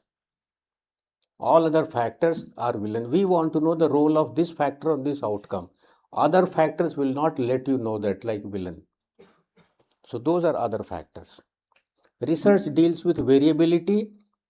Research deals with variability. In any research, we deal with only 3 kinds of variables. No fourth. Any research, anybody, at any department, any level, we deal only with 3 variables. So anyone comes to me, like if a BSc nursing student comes to me, then I will see what is her outcome variable, what is her exposure of interest, what is her other factors. If a DM MCH student comes or if consultant comes, I will ask the same question. Right? So you have to know what is outcome. So every study has to have at least one outcome variable. But if I ask you what is your outcome variable, then if you say I don't have any outcome, that means you're not interested in anything. So you have to be interested in at least one thing. So every study will have outcome. Descriptive studies as part of primary objective will not have exposure. Like here, I wanted to know what is prevalence of dental caries. There is no exposure. But if I want to know, is the prevalence of dental caries different among vegetarian and non-vegetarian children? Right? So then there is an exposure. That means I'll be comparing. So there will be hypothesis, analytic study. Right? So exposure may or may not be there. And bias will always be there. What is bias? So there are 2 kinds of errors. One is systematic error, other one is random error. Right? Suppose I want to know, this is my sample. I want to know what is the mean body weight of participants in my sample. Right? And let's take, I have 3 weighing machines. Now this sample has some true mean body weight. Everybody has their own body weight. So there will be true mean body weight in the sample. I use machine A, and this machine captures everybody's body weight, what their body weight is. With that, if I calculate mean, it will give me same mean as the true sample mean. So that means my result is valid, internally valid. Whatever I am saying, is it true for my sample or not? Yes. So there is no error in this. But there will be variation. That is true variation. Everybody's body weight is not the same. So there is a variation, that is true variation. I use machine B. Machine B का जो indicator है वो हमेशा 2 पे है. So what it will do is it will measure everybody's body weight 2 kg more than their actual body weight. And with this, if I calculate mean, it will be 2 kg more than the sample mean. There is a systematic error. This is called bias. Presence of bias takes you away from the true result. Presence of bias, systematic error, takes you away from the true result. Machine C, किसी का तो exact wait दिया, किसी का ज़्यादा 2 kilo ज़्यादा दिया, किसी को 2 किलो कम दिया, किसी का 3 किलो ज़्यादा, किसी को 3 kilo come. If my n is large, many of these errors will get cancelled and the mean weight could still be same as the true mean body weight. That is random error. So between the two, which is more bad? Because validity was the priority. So systematic error or bias is more serious. Random error you can take care by increasing your sample size. But bias you have to correct your method, calibrate your machine. Right? So validity is the priority in research and bias is the one which threatens your. So in all researchers are biased. Anyone who does research is biased. Why do you do research? You do research because you have reviewed literature on that and that indicates that A is better than B, and now you want to convince the rest of the world that A is better than B. You are biased, right? And bias will have so many types of biases, but broadly at 3 stages of the process of research. First is selection bias when you are enrolling. Second would be ascertainment bias when you are measuring. And third will be analysis. So bias will be there at every place. In the protocol, you have to mention what are the biases which could occur in your study. You have to think of, and then you have to take steps to ensure that they don't enter. कुछ ना कुछ तो गड़बड़ होगा, कुछ ना कुछ तो गड़बड़ होगा. So you have to think of everything. You have to think of everything. Like my slides, I have on pen drive. I also have on my laptop. I have also emailed. Because कुछ ना कुछ तो गड़बड़ होगा. Either I leave my bag, pen drive खो जाए, कुछ तो गड़बड़. I have thought of everything so that I should not fail. But I have done my best. When I come here, this is not working. That is chance. Because that is beyond my control. I am not responsible for, right? So that is a chance factor, which is beyond the control of the investigator. That is chance, and that is what is chance. Because you do a study on one sample, and based on one sample, if you give a result, somebody may ask you, this could be your lucky sample. By chance you have got it. So you have to rule out the role of chance. So if you say A is better than B, nobody will accept this, right? But if you say A is better than B and say that what I am saying is not because of bias, it's not because of other factors, and this is not by chance. Once you convince these 3 to me, then only I will accept what you are saying.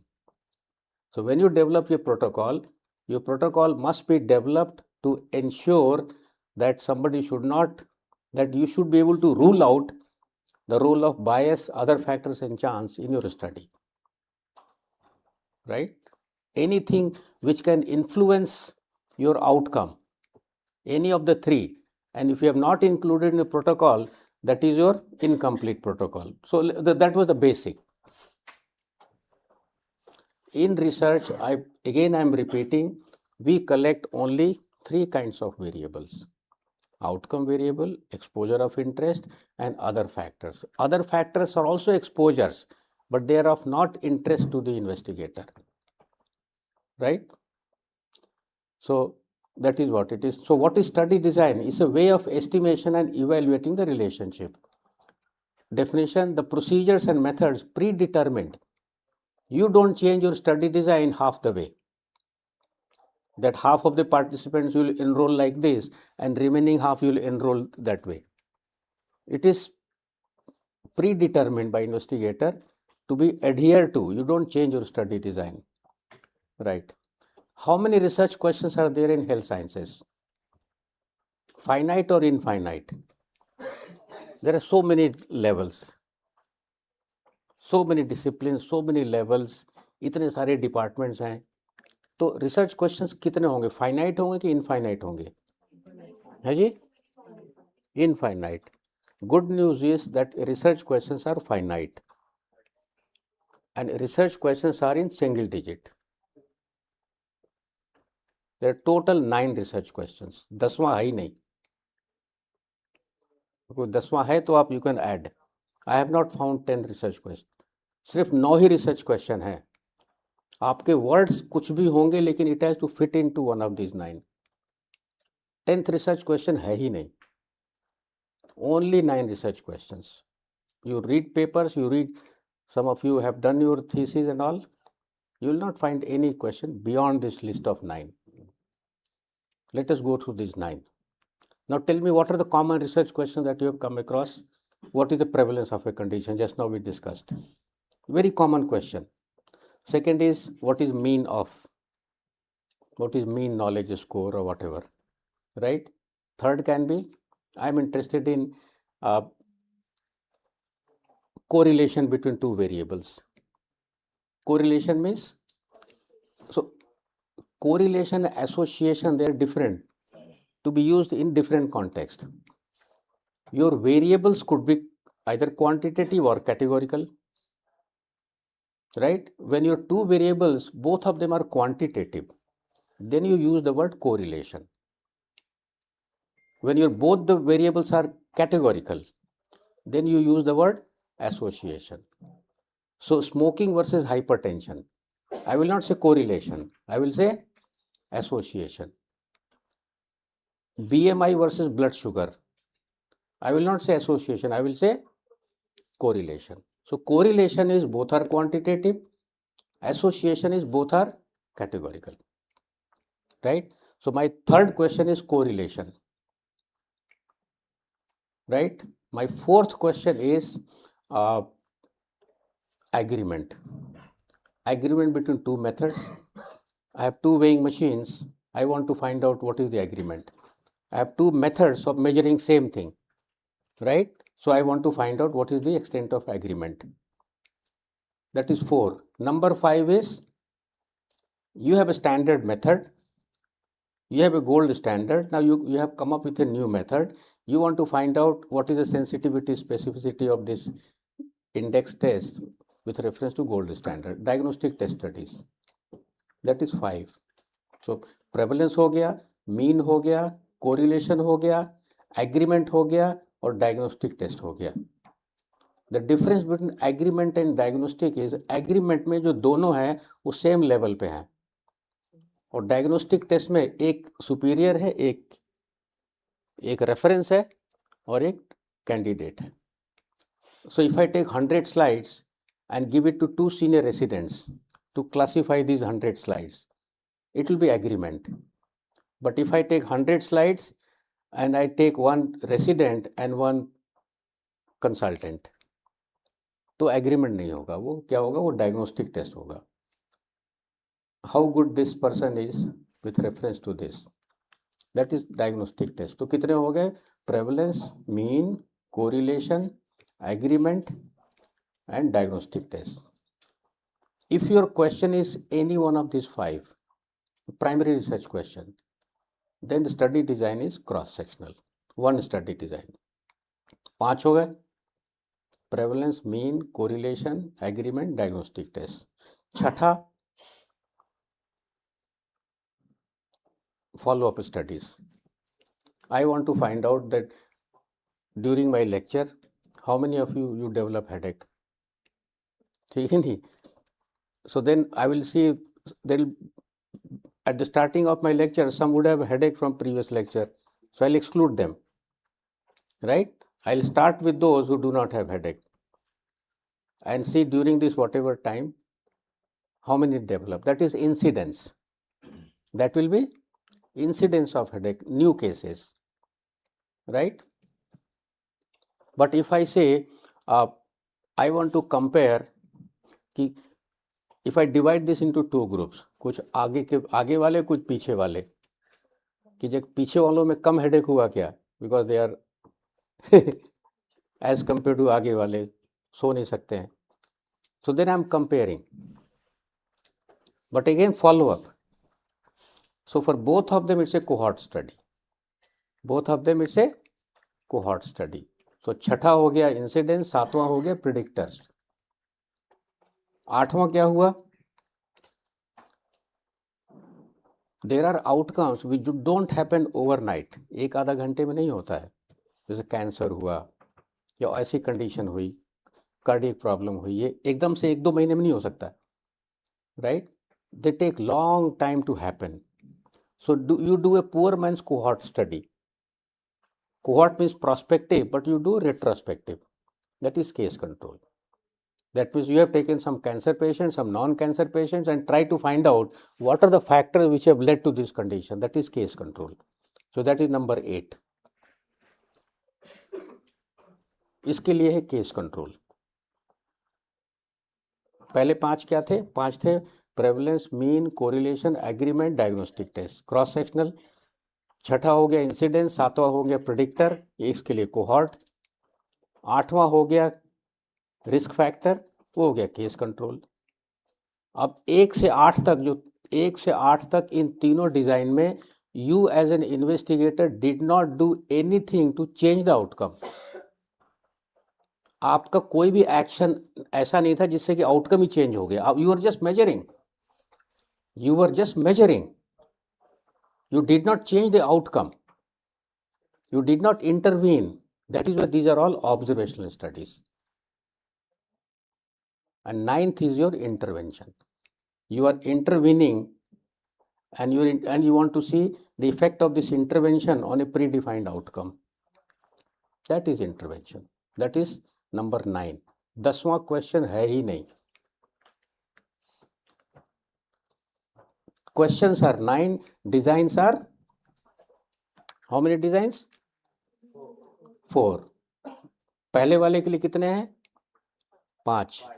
दूसरे वाले के लिए कितने हैं? 2. और तीसरे वाले के लिए कितने हैं? 1 रिस्क फैक्टर. और चौथे वाले के लिए कितने हैं? 1 intervention.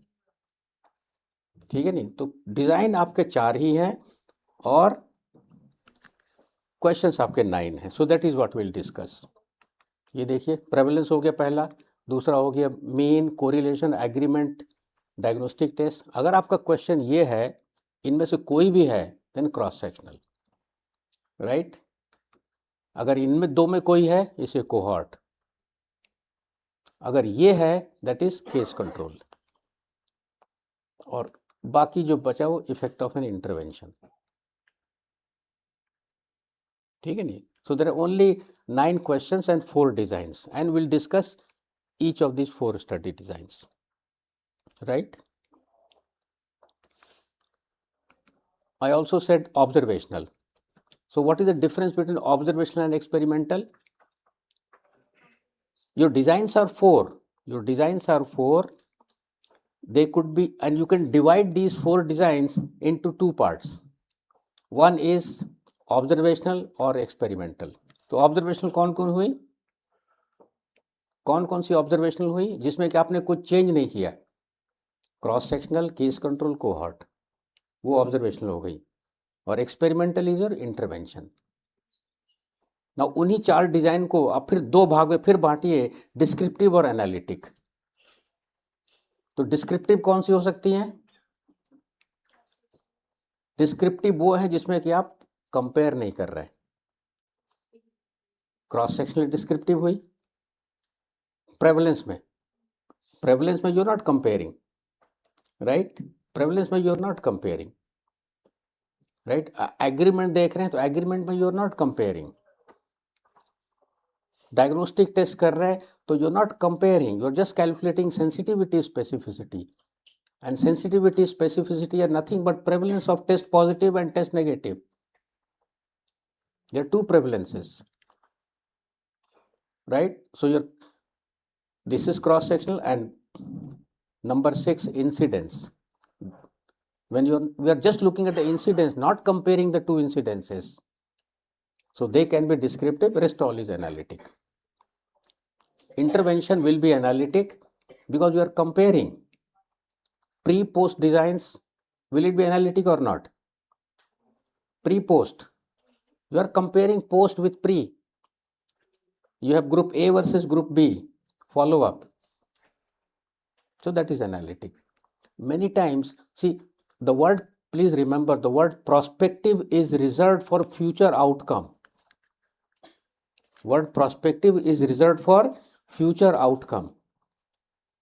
If you have done a let's say prevalence study and your duration of study is 2 years, then you say it's a prospective study. No, this is not a prospective study. Prospective study would be where you have followed the participant. So prevalence of dental caries is not a prospective study. So there is a difference between duration of study and prospective study. Dental caries, I will enroll the child, measure whatever I have to measure, thank you very much.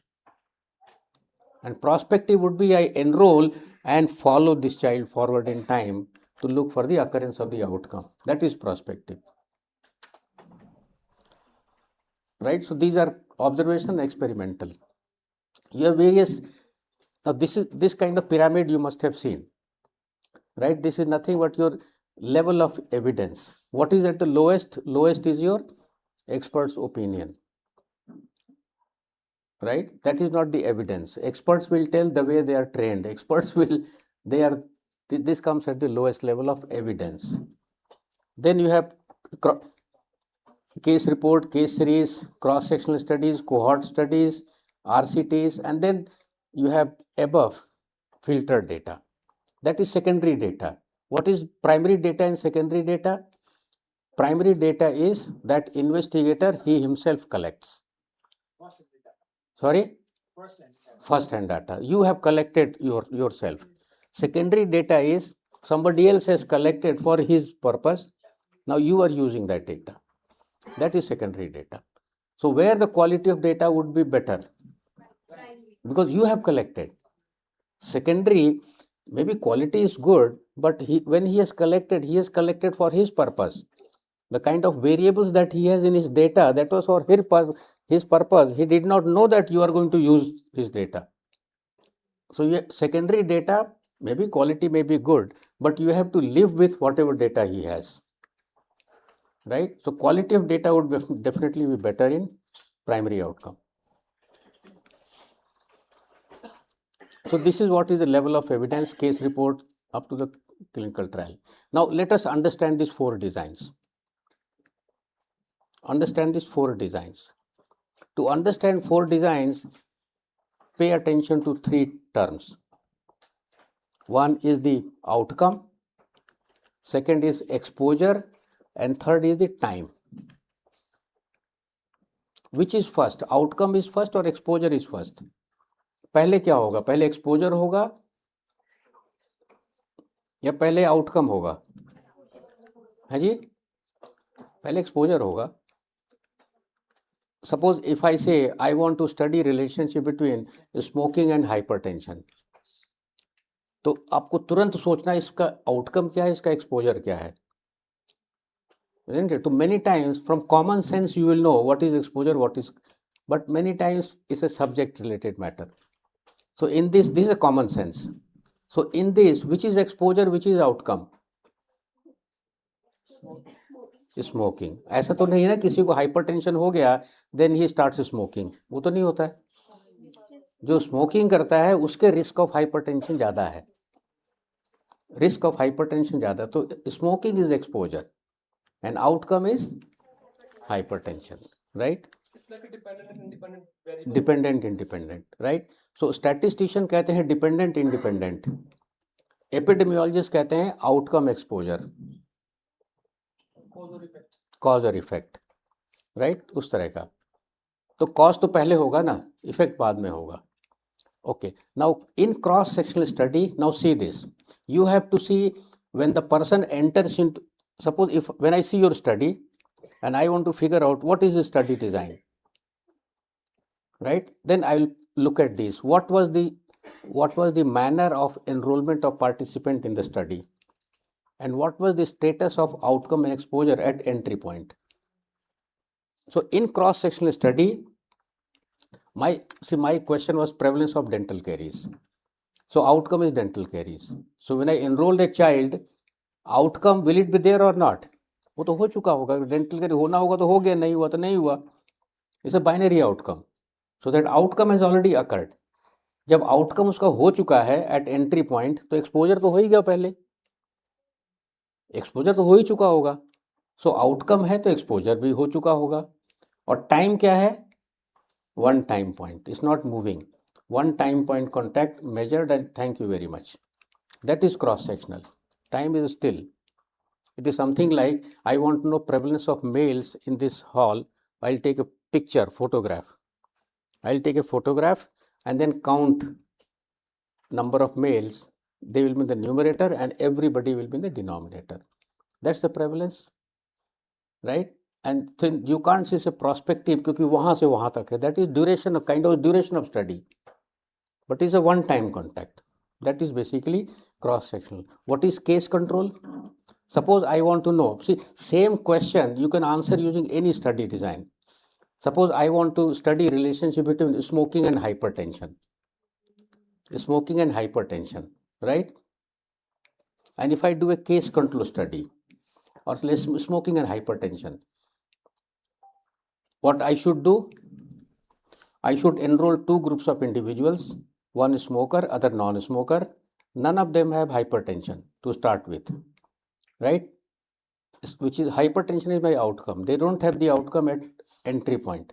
I follow them forward in time for 5 years and see how many of them in each of the two groups develop hypertension, and I compare the percentage.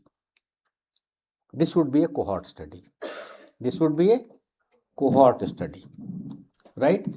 But I can't follow for 5 years. So here at entry point, outcome was not there. I did not start with, when I enrolled the participants, exposure was there. Smokers, non-smokers. Outcome was not there. Outcome will occur forward in time if it has to occur.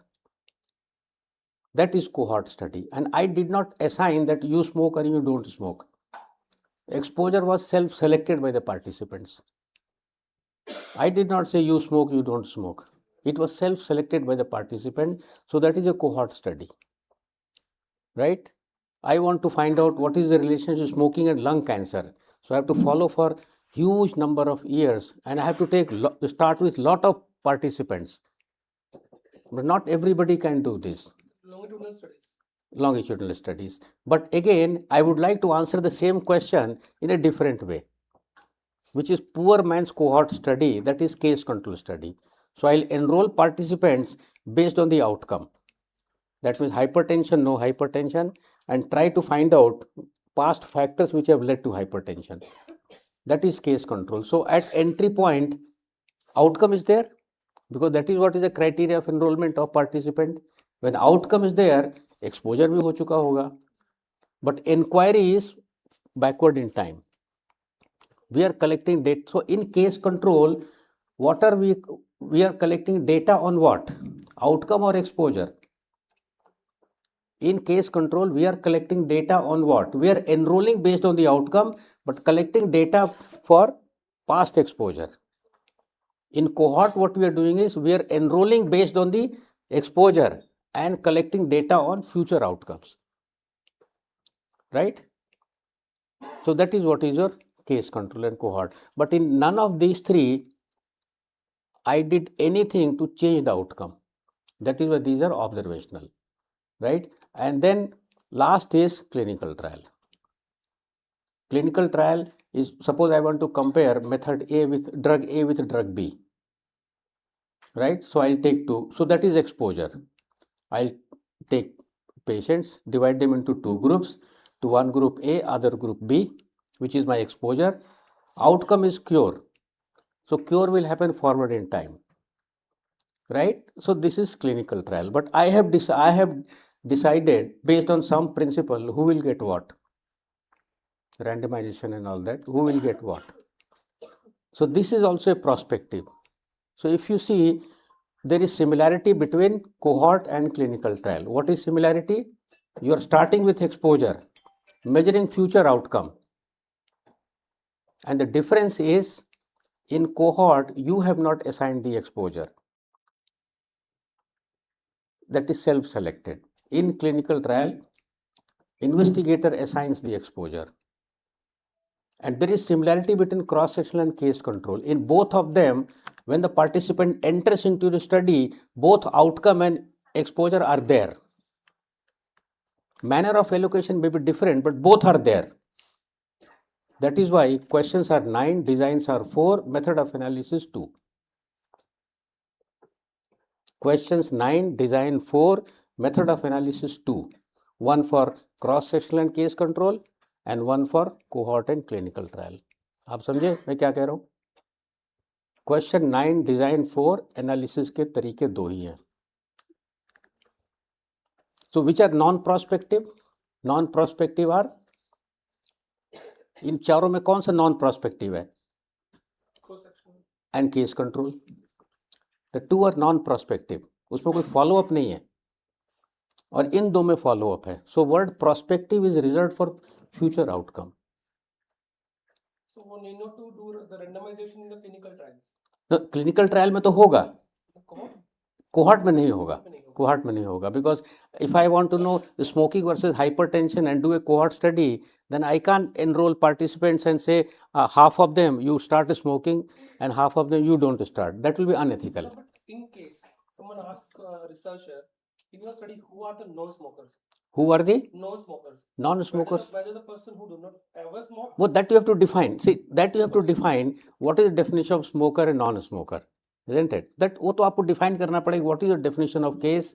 Would you consider never smoker as non-smoker, or would you consider that currently not smoking as non-smoker? What is that definition? That you have to use, define. It has to be defined, right? So these are the 4 study designs. Now you tell me where the quality of data would be better. इसमें better होगा, क्योंकि there is a Hills criteria.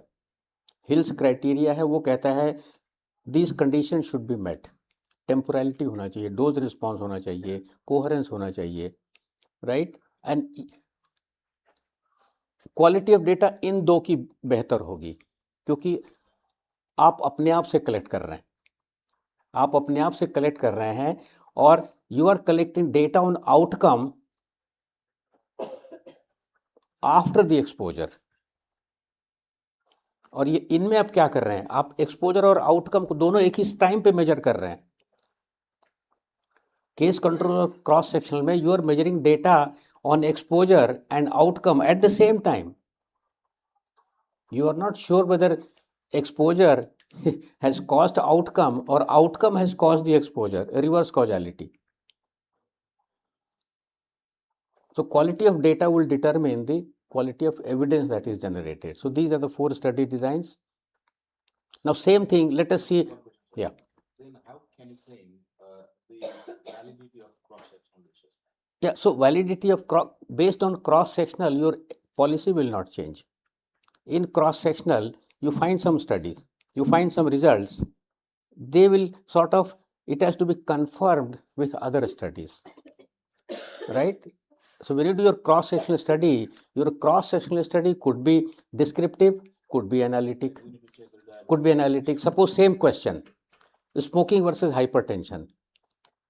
If I want to do cross-sectional study, so what I will do is, I will do two cross-sectional studies to answer this question.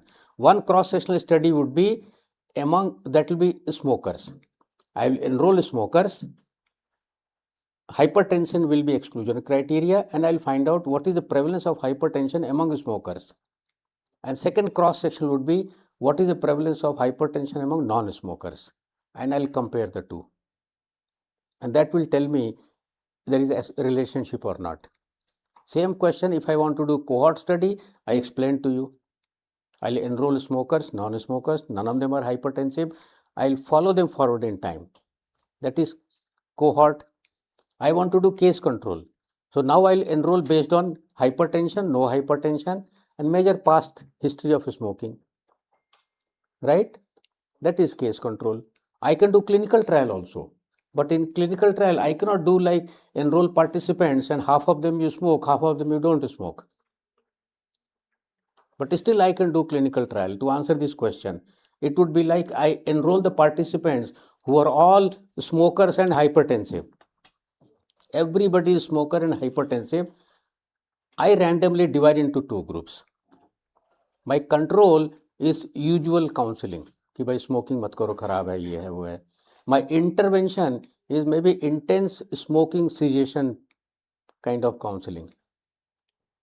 और इसका मैं असर देखूंगा कि hypertension की जो दवाइयाँ कम हुई है कि नहीं हुई है, और इज इट बेटर मैनेज्ड और not. If so then I will say there is relationship. But depending upon, can I do a cohort study, can a student do a cohort study for smoking versus hypertension? No, isn't it? Can he do a clinical trial? Clinical trial by students is usually discouraged क्योंकि उसमें दुनिया तमाम सारे safety issues होते हैं, isn't it? तो आपको देखना पड़ेगा कि मैं कौन हूँ. Somebody who is 70 years old, can he do a cohort study to find out incidence of cancer? कैसे करेगा वो? तो you have to see what you can do. Right? Prospective studies are expensive. Prospective studies are because you have to follow up. These are, so now same thing. Let us, you have done a study. Now I want to find out इनका study design क्या है. So follow the flow diagram. Follow the flow diagram. I will ask you these questions. Number one, what was the status of exposure and outcome at the entry point? Second पूछूंगा what was the criteria of enrollment? In case control studies, neither the exposure nor the outcome is criteria of enrollment of participant in the study. But you will say, but I have inclusion exclusion. That inclusion exclusion is to define your target population. Inclusion exclusion is to define your target population from where you will draw the sample. Right? That is cross sectional. Is it based on exposure? If your study is based on criteria of enrollment is based on exposure, इसका मतलब ये prospective study है. ये तो prospective study है. If it is based on outcome, then ये तो case control study है. अब ये अगर exposure के basis पे है, then I have to figure out, did you assign the intervention or not? If no, then cohort. If yes, then intervention. So if then right. So आपको ये 3 सवाल पूछने हैं. अब इन्हीं को फिर दूसरे तरह से पूछिए. Now let us start like flow diagram. Did you assign the intervention? If yes, तो क्या होगा? Intervention study. Intervention, why experimental study? Because the quality of data in intervention study would be as good as what one would generate in lab, because you can control several things. Those are experimental studies. फिर अगला सवाल होगा, what was the manner of randomization? Did you randomize? What was the manner of allocation? If you randomize, randomized control trial. If no, non-randomized control trial. लेकिन अगर आपने allocate नहीं किया है तो आप दूसरे साइड में जाएंगे. आपने allocate नहीं किया है तो इससे observational study. अब observational study में I have to figure out cross sectional भी है, केस कंट्रोल भी है, कोहॉर्ट भी है, डिस्क्रिप्टिव भी है, एनालिटिक भी है. तो फिर मेरा अगला सवाल होगा about comparison group. Is there a comparison group? अगर कंपैरिजन ग्रुप है तो वो क्या हो गया? एनालिटिक स्टडी हो गया. ठीक है. अगर कंपैरिजन ग्रुप नहीं है तो उस तरफ जाएंगे आप, डिस्क्रिप्टिव होगा. तो let us sort it out. Comparison है तो फिर मैं पूछूंगा डायरेक्शन क्या है, डायरेक्शन में पूछूंगा क्या आपने एक्सपोजर से स्टार्ट किया और आउटकम मेजर कर रहे हैं, if so then it's a cohort study. अगर आपने एनरोलमेंट आउटकम के बेसिस पे किया है and you are measuring past exposure, तो क्या हो गया, केस कंट्रोल। इफ अगर आपको दोनों एक ही टाइम पॉइंट पे है, like I said two cross-sectional studies, prevalence of hypertension among smokers, prevalence of hypertension among non-smokers, and that you are comparing, that is analytic cross-sectional। लेकिन अगर आपका कंपैरिजन ग्रुप नहीं है, यहाँ से अगर आपका कंपैरिजन ग्रुप नहीं है तो क्या होगा, डिस्क्रिप्टिव स्टडी होगा। और डिस्क्रिप्टिव में आपका ये क्रॉस सेक्शनल वाले आएंगे और कोहॉर्ट वाले आएंगे। ये आपका पूरा स्टडी डिज़ाइन है। अब इन सारे स्टडी डिज़ाइंस के अपने एडवांटेजेस हैं, डिसएडवांटेजेस हैं। आपके डिज़ाइंस दो तरह की हुई, कौन कौन सी, ऑब्जर्वेशनल और एक्सपेरिमेंटल। ऑब्जर्वेशनल में कितनी हुई, ऑब्जर्वेशनल में कितनी डिज़ाइंस हुई,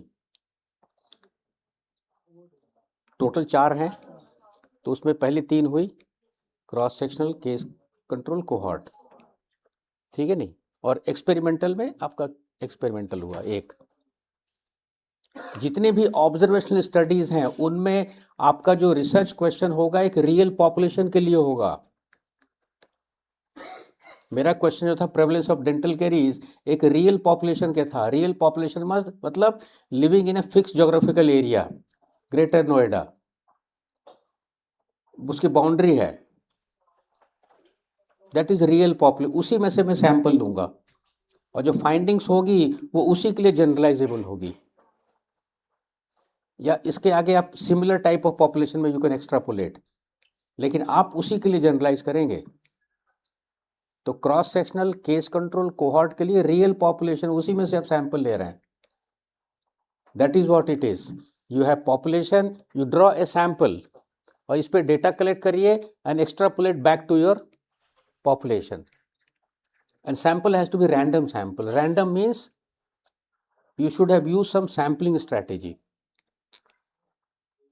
right? That is your नीचे if you are doing a clinical trial, if you do a clinical trial in your institute, you are sitting in your OPD, patients come to you, you have list of inclusion and exclusion criteria. Anyone who fits into your inclusion exclusion and gives consent to participate in your study gets into your study, that becomes the sample. लेकिन इस तरह से जो आपने sample enrol किया है, patients का जो सैंपल एनरोल किया है, आर दे रिप्रेजेंटेटिव